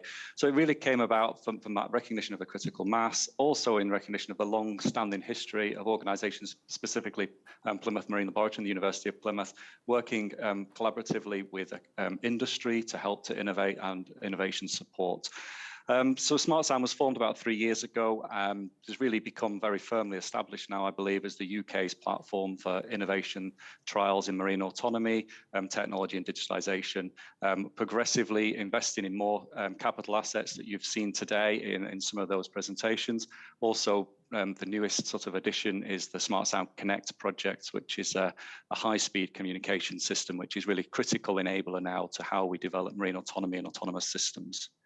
We've seen how busy Plymouth's shipping areas can be. How does the Smart Sound area work in conjunction with the day-to-day shipping and movements of boats that go on in Plymouth? The Smart Sound is quite a large expanse. It's around 1,000 square kilometres. It extends 20 miles offshore. So that has various reasons for that. One is that we can expose marine innovation and technologies to all kinds of marine environments, from really hostile offshore environments to more sheltered base. But it gives us an ability to move around into different areas. It's a large expanse. So one of the things that we do is we obviously communicate with the harbour master and talk to them around movements of vessels in the area. Also, Smart Sound Plymouth has a stakeholder engagement system. So we will issue a warning, not a warning, we'll issue a notification of our intent to do a mission around 2 weeks, 2 or 3 weeks before the mission is deployed. And that will act to do some deconflicting. So principal stakeholders are the Navy, for example, but also right down through divers, fishermen, you name it, paddleboarders, any clubs. We've got about 45 stakeholders on that list. So we do a lot of engagement around deconfliction. Well, let's find out a bit more about how it helps in research and bring in Steve Rice, first of all, who's from the University of Plymouth. And Steve, what does it mean to have something like Smart Sound in Plymouth? I think it's incredibly valuable for universities because in addition to being places of research, places of teaching, and as Professor Thompson pointed out brilliantly earlier this afternoon, marine autonomous systems are really valuable tools for universities. but it's always about constantly increasing the capabilities of these systems and pushing the limits of what they've been designed to do necessarily to what they're capable of ultimately, in terms of adding more and more sensing, and in the context of the communications we've been covered in our video, pushing the further reaches of how far you can go and how much ground you can cover, and as Richard said, the kind of sampling you can do. So really exciting to have Smart Sound Plymouth and that kind of pre-consented and professionally managed area to actually push these systems further. What's it done in terms of speeding up the development of these systems? If you didn't have Smart Sound Plymouth available to test these facilities, to test this technology, how much further behind would we be, do you think? I think logistically quite a lot further behind. I think that the advantages of having an alignment of all the people involved gives you that shared experience and the sort of streamlined approach with people, the relevant authorities, and you can benefit from one another's experience. So there are a number of occasions where we've wanted to do a physical deployment or trial or something involving our students or an industry collaborator, or we've lent on the partnerships within Smart Sound Plymouth to make that happen. That can be physical, that can be, we just don't have the right boat in our fleet available to do the thing that needs to happen on a certain day in certain conditions, and then leveraging those partnerships to access somebody else's support boat. It could be expertise behind what we actually need to do. It could be any manner of things, but Smart Sound really does enable all of this. And the collective, I think, is the real value proposition there. Let's bring in Aaron from Plymouth University as well, technical specialist in autonomous marine systems. What role is Smart Sound Plymouth playing from your point of view, do you think, in development of autonomous systems? So Smart Sound's very much a friendly environment for trialing new things. There's lots of, as has already been alluded to, there's a critical mass of people all trying to achieve the same goal. So, you can call on each other's relationships with various key stakeholders to bring technological ambition to life. And obviously having things that have already been kind of tried in various forms means that, latter iterations can be achieved much quicker. If we were going somewhere completely new, where nothing had been done, that would take, as mentioned, an awful lot longer. Conrad, if I could bring you in at this point, you know these waters well. What does it mean to you as a seafarer to have this level of research going on the doorstep in Plymouth?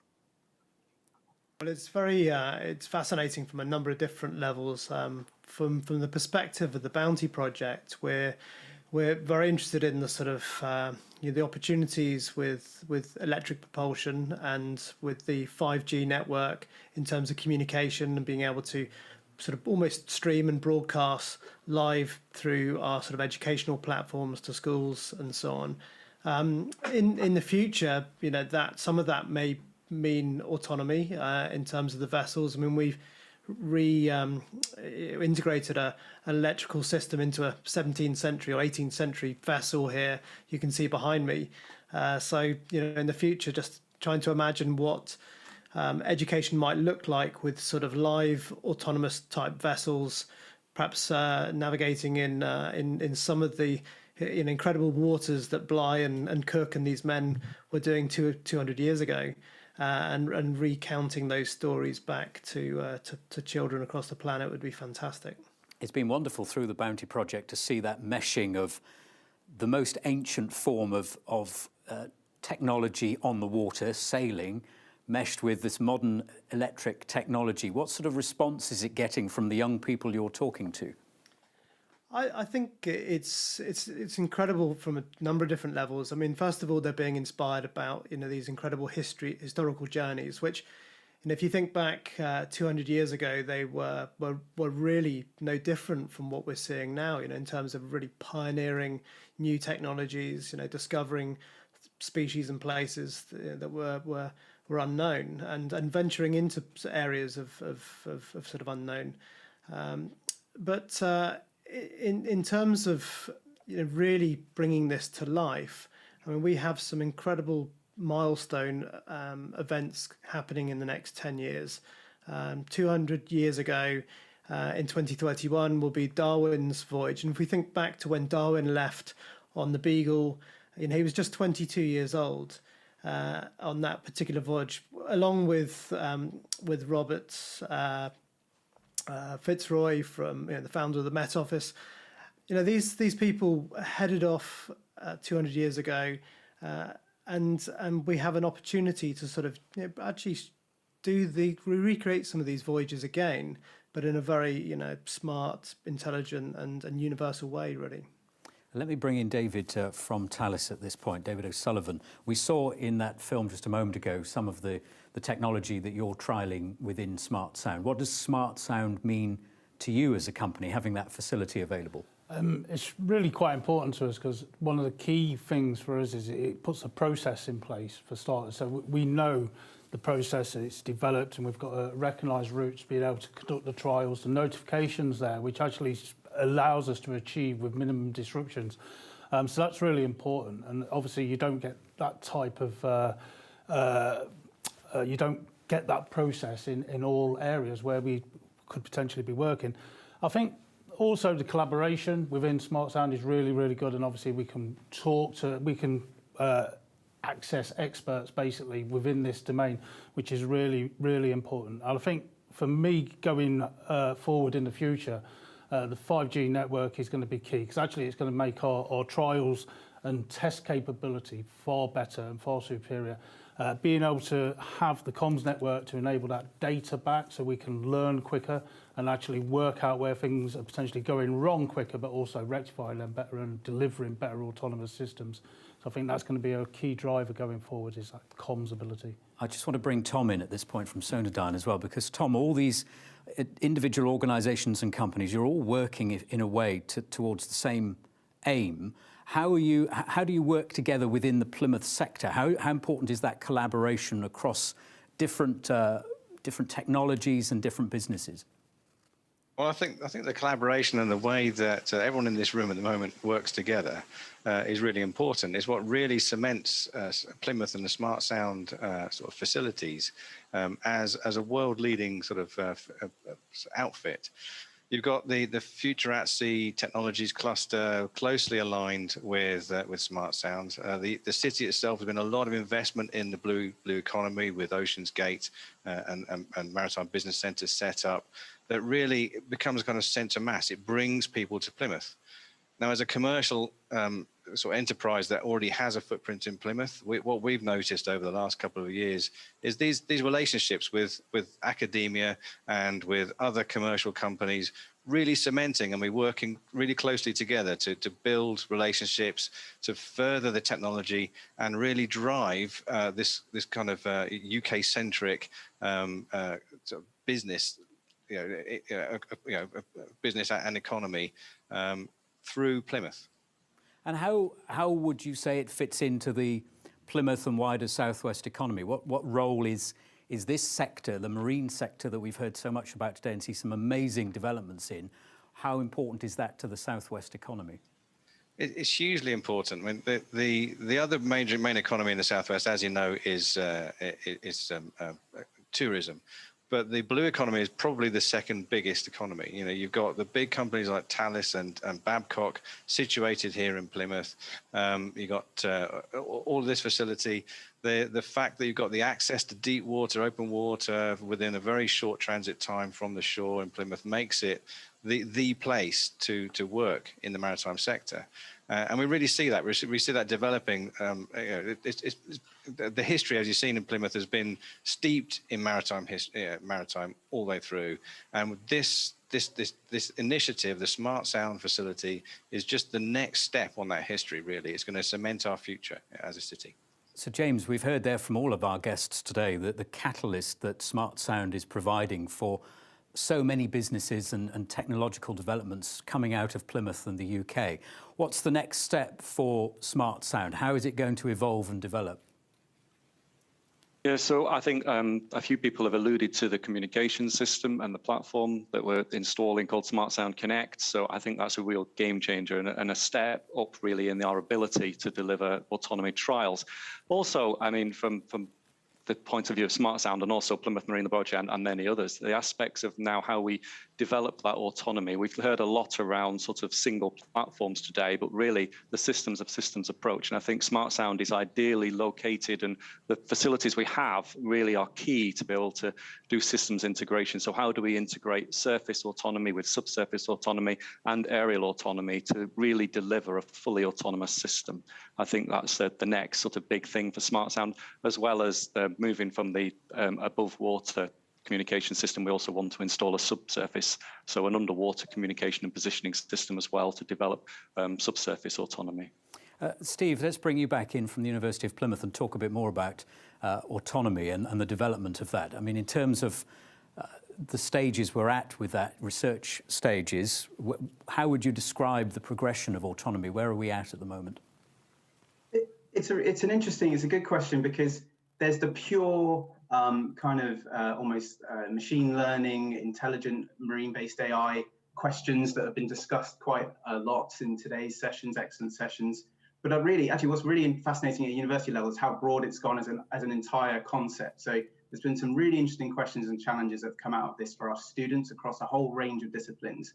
Plymouth attracts culturally a lot of people willing to learn at undergraduate, or people from industry at postgraduate level come to Plymouth to do a marine-based degree. If they want to actually go and have hands-on experience in the marine environment, they do that. And we've seen already with the uncrewed surface vessel behind me, USV Cetus, and other platforms we've worked with, and with James, we've seen students delivering projects from ocean exploration through to marine sciences, but also engineering. And we're going to start seeing more in things like maritime law and maritime economics. These are areas which are really interesting. Students are leading this. When they're not being pushed towards these projects, it's just what they're doing in step with what they're seeing happening in the real world. So I think from that point of view, it's been really fascinating, and autonomy's posed lots of interesting questions beyond just the deeply technical around how the vessels themselves behave. I think this really reflects how Plymouth embraces a sort of wider picture of applied autonomy more generally at a sort of institutional level and as a city partnership as well. Conrad, just coming back to you a moment, we saw a fascinating insight there into the development of e-Voyager, the ferry developments, the electric ferry developments going on in Plymouth, and that's going to evolve. What do you make of what they're doing there with the ferries and turning the fleet into an electric fleet? I think it's absolutely the future, and in fact, I would go further than sort of refurbing existing ferries. We actually need to design boats that are particular relevant to electric propulsion, and which means lighter foiling boats capable of getting out of the water and travelling at much greater speeds effortlessly. A lot of the big players in the sort of micro mobility area, the sort of e-propulsions, the smaller sort of 1 kilowatt type motors that can be fit onto the back of small craft. We should see the sort of the phasing out of things like the sort of 5 horsepower, typical 5 horsepower petrol motor that you might find on the back of a small yacht or as a tender.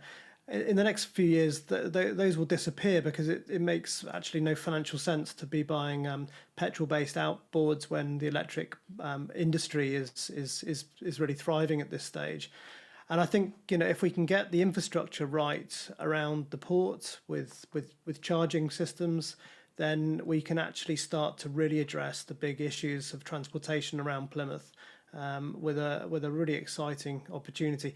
I mean, it's fun playing around with the older vessels, and with Bounty, she responds very well as an electric boat, but I have to be honest, I think the future is in foiling and high tech and light speed vessels rather than necessarily modifying older ferries and so on. You'll be aware, of course, that a lot of people have range anxiety when it comes to electric cars, and I assume the same applies to electrically powered boats as well. You talked there about how Bounty uses some of the wind energy to recharge the batteries. How reliable is that system? Have you tested it enough to know that it's almost sort of carries on, as a constant source of energy? Yeah, I mean, it's certainly something that has concerns for people when they're considering their options. But the first question you have to ask everyone is, what is your use case? When you jump into a car or go and buy a car, it used to be you wanted a top speed of 120 miles an hour, and you wanted to be able to drive for 400 miles. But the reality is most people are using their cars never at those speeds. They're traveling, 5 miles to work, and they're absolutely ideally suited to electric. So I think, you've got to get away from the that sort of anxiety. Think about your real use case. And if you've got the redundancy there, as in most sailing boats have, then of course, you sail when you're low on power and you recharge. And if you've got no wind and you're stuck in the middle of the channel, well, maybe you read a book. As someone who's taken on some of the toughest ocean challenges, how do you feel as a seafarer hearing about all this autonomous technology being discussed today and taking human interaction out of the equation altogether, or pretty much out altogether? I'm a big fan, actually. I mean, autonomy's been around in my discipline since, for the last 20, 30 years. Single-handed sailors rely on highly sophisticated autonomous instrumentation within the boats. And in fact, everything bar making the final decision in terms of navigation is done from autonomous systems, self-learning systems on board these boats. And actually, we've seen now 2 editions of the Vendée Globe with boats circumnavigating without the use of fossil fuels. And so if a boat can go around the world in sub 100 days without burning any fossil fuels, with electronics really paving the way for them to be able to do that, then I think we're very close to seeing that being rolled out in a more mainstream way, and it's great that Plymouth could be a real test bed for that. Aaron, I wonder if I could bring you back in from the University of Plymouth, because what's occurred to me is, and Conrad alluded to it there, there's been a certain level of autonomy on boats and aircraft with automatic pilot. Cars have cruise control. There's a certain amount of autonomy that's been around for a long time. Why do we need to develop it any further than we currently have? So what we're doing here is we're opening the can of all the sort of various nomenclatures and the way we describe things.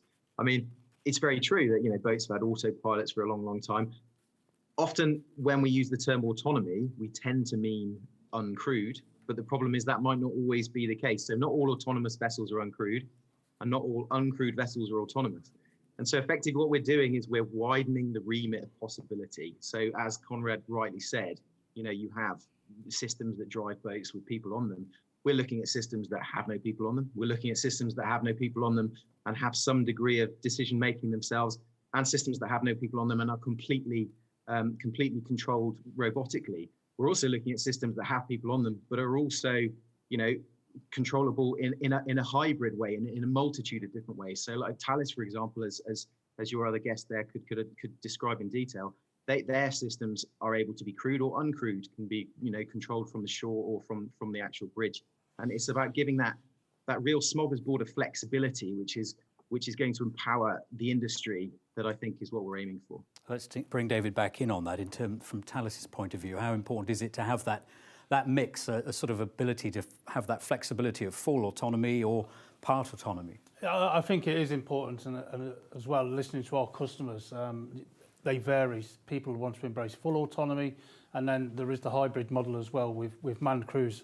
It is quite interesting though, because obviously one of the downsides of having a hybrid approach where we can actually man it, well, actually we then have to build a vessel that's then got a wheelhouse to protect the personnel. We have to put windscreen wipers on the windscreen. We've got to put control mechanisms in there.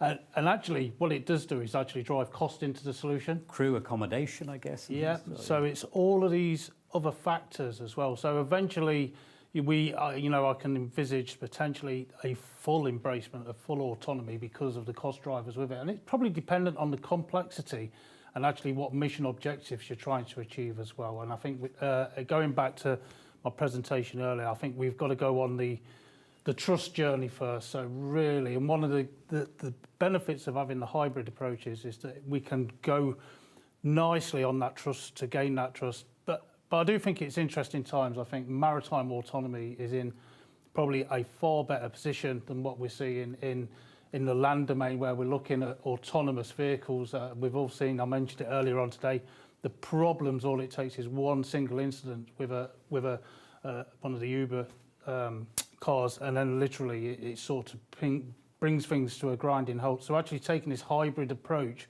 with the right people as well, because it's got to be the right people that understand the technology, that's sat there babysitting this, then I think it will actually help us accelerate the maritime autonomous sector. And trust in the technology has been one of the key themes today. Clearly, a lot of the work that goes on smart sound, in testing this technology, is vital in improving people's confidence. Tell us a bit more about the role that smart sound is playing in helping in that crucial element of building trust in the technology. I think it's data-driven, basically. So obviously it allows us to extract more data to actually present how this system is actually truly working. It also gives us control mechanism as well. If you've got a good communication and it's far-reaching network, we have got the ability to take back control manually, even if it is remotely, even if it is unmanned as well. So I think there's multiple strands of why smart sound, and particularly the comms element, is really key to driving this technology forward. And that's where the 5G comes in. James, if I could bring you back in. I know there was some concern earlier from one of our questioners about how long the 5G trial might go on. I mean, have you got any ideas? Can you give us an insight into how the 5G trial is going to develop? Yeah, so you're correct that the initial 5G project is a private marine network across the Port of Plymouth for a 12-month demonstration period, going live in August, July, August this year. But there's plans afoot to increase that and to find the funding source to deliver that into the future. I think Richard May alluded to it earlier on this morning. There's not only interest in building the longevity of that network, but also increasing the range, taking 5G offshore. So really being a hub in Plymouth for how we innovate and deliver 5G solutions in the marine environment. So yeah, a 12-month initial project, but through Ocean Futures, the initiative which brings in smart sound and various other innovations around clean propulsion and digitization, there's some key aspirations around generating the income to deliver a longer-term 5G solution. And I want to develop this theme of trust in the systems a bit more and bring Aaron back in from the University of Plymouth. Clearly, your work is trying to make the technology work and make it as robust as possible. But how much of your work is also in building trust in the systems? I'd say that's the majority driver. I mean, the point is anybody can really build an autonomous vessel. All the parts are easily available on the internet. You could throw something together in an afternoon. You couldn't make it reliable. That's where the real engineering challenge comes in, is how to make this, reliable to a point where it will convince very, very skeptical, rightly skeptical, stakeholders that are in charge of safety, such as the Queen's Harbour Master. How are you going to convince that office that you're not going to cause a major incident with your, highly experimental technology? And it's a road where you have to map everything you do. You have to have contingencies planned for every single step you make. There can be no, as you say, as we alluded to, with an Uber car crashing into the side of something and causing a fatality. It would set the industry back. It would set Plymouth back and this whole project back a long way. So we have to make sure everything is as watertight as possible. And how far along that route are we? I mean, how far away from people having absolute trust, faith, and confidence in autonomous systems are we? It depends on the level. It depends on what you're trying to do. I mean, by using the term autonomous systems, as you probably can appreciate from the Expo today, there's a vast sort of spectrum of possible operations, from very, very close inshore where you have a support boat and a small vessel next to it doing multiple multi-beam surveys. I mean, that's tried and tested. People trust that. The possibilities of things going wrong there are very small. However, if you were to, say, produce an uncrewed oil tanker and send it all the way across the Atlantic on its own, that's a very, very different kettle of fish, and we're a long way from that. So it depends where you are on the spectrum, really, with the degree of confidence that currently exists. And our goal, of course, as research and development, is to push that boundary of faith and confidence that these systems are safe, reliable, and do save time, money, and make the health and safety case better. Tom, how far along that route do you think we are in terms of building people's confidence and trust in these sort of systems? Well, I think as Aaron alluded to there, it does depend on the level. There are systems already operating out there in the commercial zone that are fully autonomous, but they're not necessarily dynamic. We make a lot of autonomous systems that sit on the seabed and gather data without moving anywhere, and they're no risk at all. And they've been used for years, and everyone widely accepts that. In the underwater realm, with UUVs, they're being used autonomously, but across all sectors where these vehicles are deployed, sent off on their own, and then they kind of hope that they'll pop up where they expect them to be, and they do. What we're doing in Plymouth in the smart sound area is to kind of make that more reliable, so that they don't have to rely on trust that the vehicle is going to pop up where they think it is, where it thinks it's going to be, where the ability to work collaboratively to put our sensors onto other people's vehicles and vice versa, in order to make sure that these systems are more reliable and predictable, and they can also monitor them from afar if necessary, using other assets. And this is what James is alluding to, and being able to use multi-domain assets in one arena to fully test that, to build that trust, is a crucial part of that step along the road. And it's a virtuous circle, I guess, in that the more you build trust and confidence in this sort of technology, the easier it is to get people to invest in it emotionally and financially. And what are the challenges at the moment in terms of getting people to invest in the technology? Again, that's that culture and that trust again, exactly what you're saying. It's when people recognize the benefits, they recognize the fact that if you have uncrewed systems that can either be remotely operated in a hybrid way or fully autonomous, you can do more with them in environments and conditions that you can't send a human being.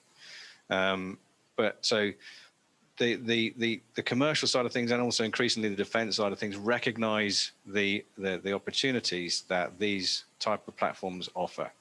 The ability to go where you couldn't go normally, as someone said in one of the presentations earlier, putting technology where a human being physically can't go, to work in environments and conditions that a human being would find it incredibly uncomfortable or almost impossible to work. And in so doing so, these platforms are smaller, cheaper to build, more economical to run. You don't need to build in all of the human element either. So that's part of it. People recognize the benefits, they start buying into the concept, and therefore they start going along that trust path with you. And James, in terms of investment in smart sound, how much of a challenge was it to get the investment, to get it up and running? And what are the continuing, I guess, as it proves itself, and it's clearly very popular among the people we've spoken to today, but in terms of convincing those who helped to fund it, how successful are you in getting the funding? Yeah, so in the early stages, I think you're correct. It was kind of difficult to get the funding. We're very fortunate that the main collaboration of Smart Sound joined forces and wrote a European Regional Development Fund proposal, which was a 3-year funded proposal through for a project called the Marine Business Technology Centre. So that allowed us really to get a lot of the funding. The USV CETUS and one of our advanced data boys came through that avenue.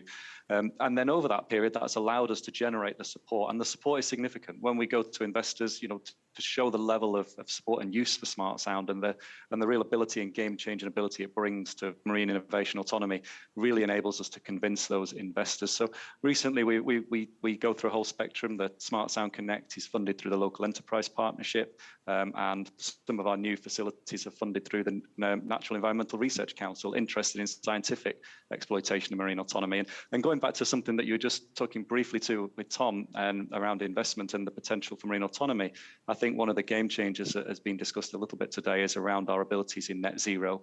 So the autonomy and the platforms really do deliver that ability to move towards a more net zero environment and aspirations around the 2050 agreement. So a lot of investment is expected in this area. And Steve, we know that research can bring with it investment opportunity as well. How important is it to have the facilities that we've discussed here in Plymouth today in terms of attracting further investment in research? It's crucial, and more than just the investment's a really critical component, but so is the expertise. What we're looking at here is a proposition with all of the equipment and all of the infrastructure that's in place is an incredible sort of marine research playground, if you like. We have some, fantastic expertise. It's been said a few times today about the community of leading marine research organizations in the city, university being one of them. But there's so much more fantastic work to do that people who choose to perform their research and collaborate with the city will have that unique ability to do, thanks to all of this investment and all of these incredible assets and technologies. And it'll only improve as the student population and young researchers thrive, and we start to feed that back into the supply chain and the industries that are here today to provide the kind of technical solutions that then fill the gaps. And you've got that cycle then where when the gaps are filled and we can do more, the research expands, and so it goes. And where is that research going? Where are your students taking that research? Because we're obviously focusing particularly on the marine sector today, but the applications that we're discussing could potentially be used way beyond the marine sector. So where is the research taking autonomy further beyond the marine sector? That's interesting. And I think actually James and Tom touched on that as well with this discussion of net zero. So on a pure technical basis, like you say, in marine, we're looking at things like moving from the early stage adopters like geospatial and hydrography, moving into things like mechanical design engineering to solve some of the more technical issues with marine autonomy. But outside of marine, there's all of this kind of impact. So when we talk about the positive impacts of adopting alternative forms of propulsion and energy mixes on platforms, that's transferable technology. So if you're talking about having a number of different ways to power things on a platform or a system of systems, that then can feed back, if you make great headway, into terrestrial platforms or aerospace platforms, space sector. And we're seeing more and more of that in the Southwest now with some of the new projects that are being announced and major infrastructure deals being announced within Devon and Cornwall. There's a lot of space marine overlap potentially happening, which is quite exciting. And David, here in the studio with me, we heard there about the development of autonomy helping towards the targets for net zero emissions. How much does that focus your work at Thales, the idea of reaching net zero emissions? No, it is quite important to us. Obviously social values are key going forward. And I mentioned earlier on in the presentation that we're looking at our next generation USVs, and I can't go into too much details today, but obviously, the net zero is a key driver as part of the requirements for that. So it's coming to defence as well. It's not unique just to the civil sector. We've all got to embrace that net zero policy, including defence. You've worked in this sector for lots of years, I know, in different forms and guises. What's it like working in this sector at the moment in 2021?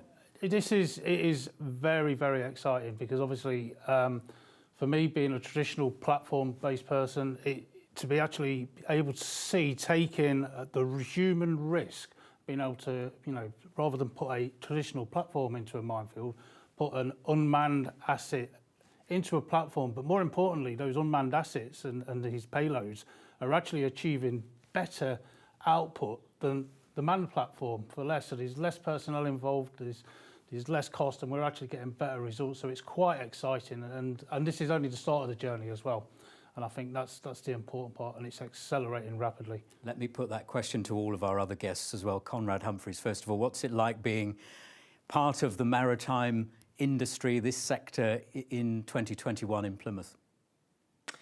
I think we're just about to go through an incredible growth period, not dissimilar from what we've seen with the automotive industry. I think now the kind of stick has come there. The stick will come eventually for the marine sector as well. And micro mobility, particularly for Plymouth, could be really revolutionise the transport around the city, and also, for people getting out on the water, just generally getting access, enjoying themselves in the leisure industry, and feeling good about what they're doing. I think it's going to be tremendous growth over the next few years. And James, what about you? What's it like being at the forefront of this sector at the moment? It's a tremendously exciting place to be. I love my job. I'm very fortunate in my job, and the ways forward and the things we're doing are really exciting. From PML's point of view, how we look at observing our marine environment in a more sustainable way. So the assets that we've recently procured, looking at the net zero oceanographic capability, but not only in a net zero, some of our subsurface assets, we're looking at how we can less intrusively sample the benthic environment, for example. So where in the past we would have stuck a big corer into the seabed to get a whole section of the seabed and bring it back up onto the boat, we're looking and exploring now future projects of how we can use our subsurface assets to do less invasive sampling.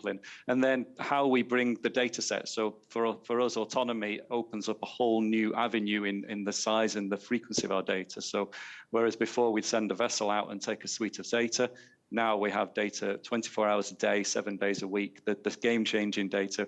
We're looking at now, PML have just invested £1 million in a new GPU supercomputer for artificial intelligence and machine learning. So How are we going to deal with all that data? How are we going to interpret it? How are we going to visualize it? How are we linking it with satellite remote sensing? How are we linking it with our world-leading environmental ecosystem modeling groups? And how we can use those ecosystem models to actually direct the autonomous assets to interesting locations. It's very exciting.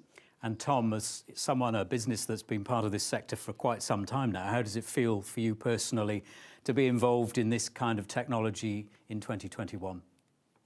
Well, I think Sonodyne have been operating, had a trials facility in Plymouth since the early 90s and quietly running high-tech trials here, without under the radar, so to speak. Not quiet anymore, is it? I mean, Plymouth has suddenly exploded over the last few years. We're seeing a lot more activity in the maritime sector. It's a really exciting time. There's opportunities for businesses across all parts of this sector. We've already heard, for alternative propulsion, for fabrication, electronics, computers, cybersecurity, as well as all of the maritime sensors and systems that are associated with these platforms.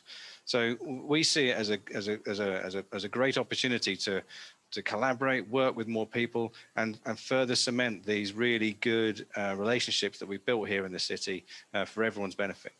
And Steve, from a research point of view, what's it like being part of this sector, this wider industry in 2021? To add to all the comments made, it's personally really exciting. I think what's changed is Plymouth's always been at the forefront of what's happening in marine and maritime. And from a research perspective, that's very much true for the university. I think what's changed now is all of this infrastructure, all of these collaborative projects and initiatives create a kind of new critical mass that takes us to a point where we can address really head-on some massive global challenges. So things like offshore renewable energy, large-scale developments, things that are close to home, like the idea of floating offshore wind in the Celtic Sea. These are realistic propositions we can really tackle head-on across all disciplines when you have the right tools and the sort of foundation to build from. I think that's really exciting. It's really good to get all your thoughts on all the subjects we've talked about today. Steve Rice and Aaron Barrett from the University of Plymouth, Conrad Humphreys from the Bounty Project, Tom Rooney from Sonodyne, and James Fishwick from Plymouth Marine Laboratory and Head of Smart Sound Plymouth. Thank you very much. And David O'Sullivan from Thales here in the studio, thank you for joining us as well. And that brings to a close day one of Marine Tech Expo 2021 from Plymouth. Tomorrow, we'll be looking at the advances in technology to help make the marine sector greener. And we'll be joined by innovators and experts in tidal and wave energy, amongst other things. So I hope you can join us then. I hope you've enjoyed today. Thank you for being with us, and goodbye.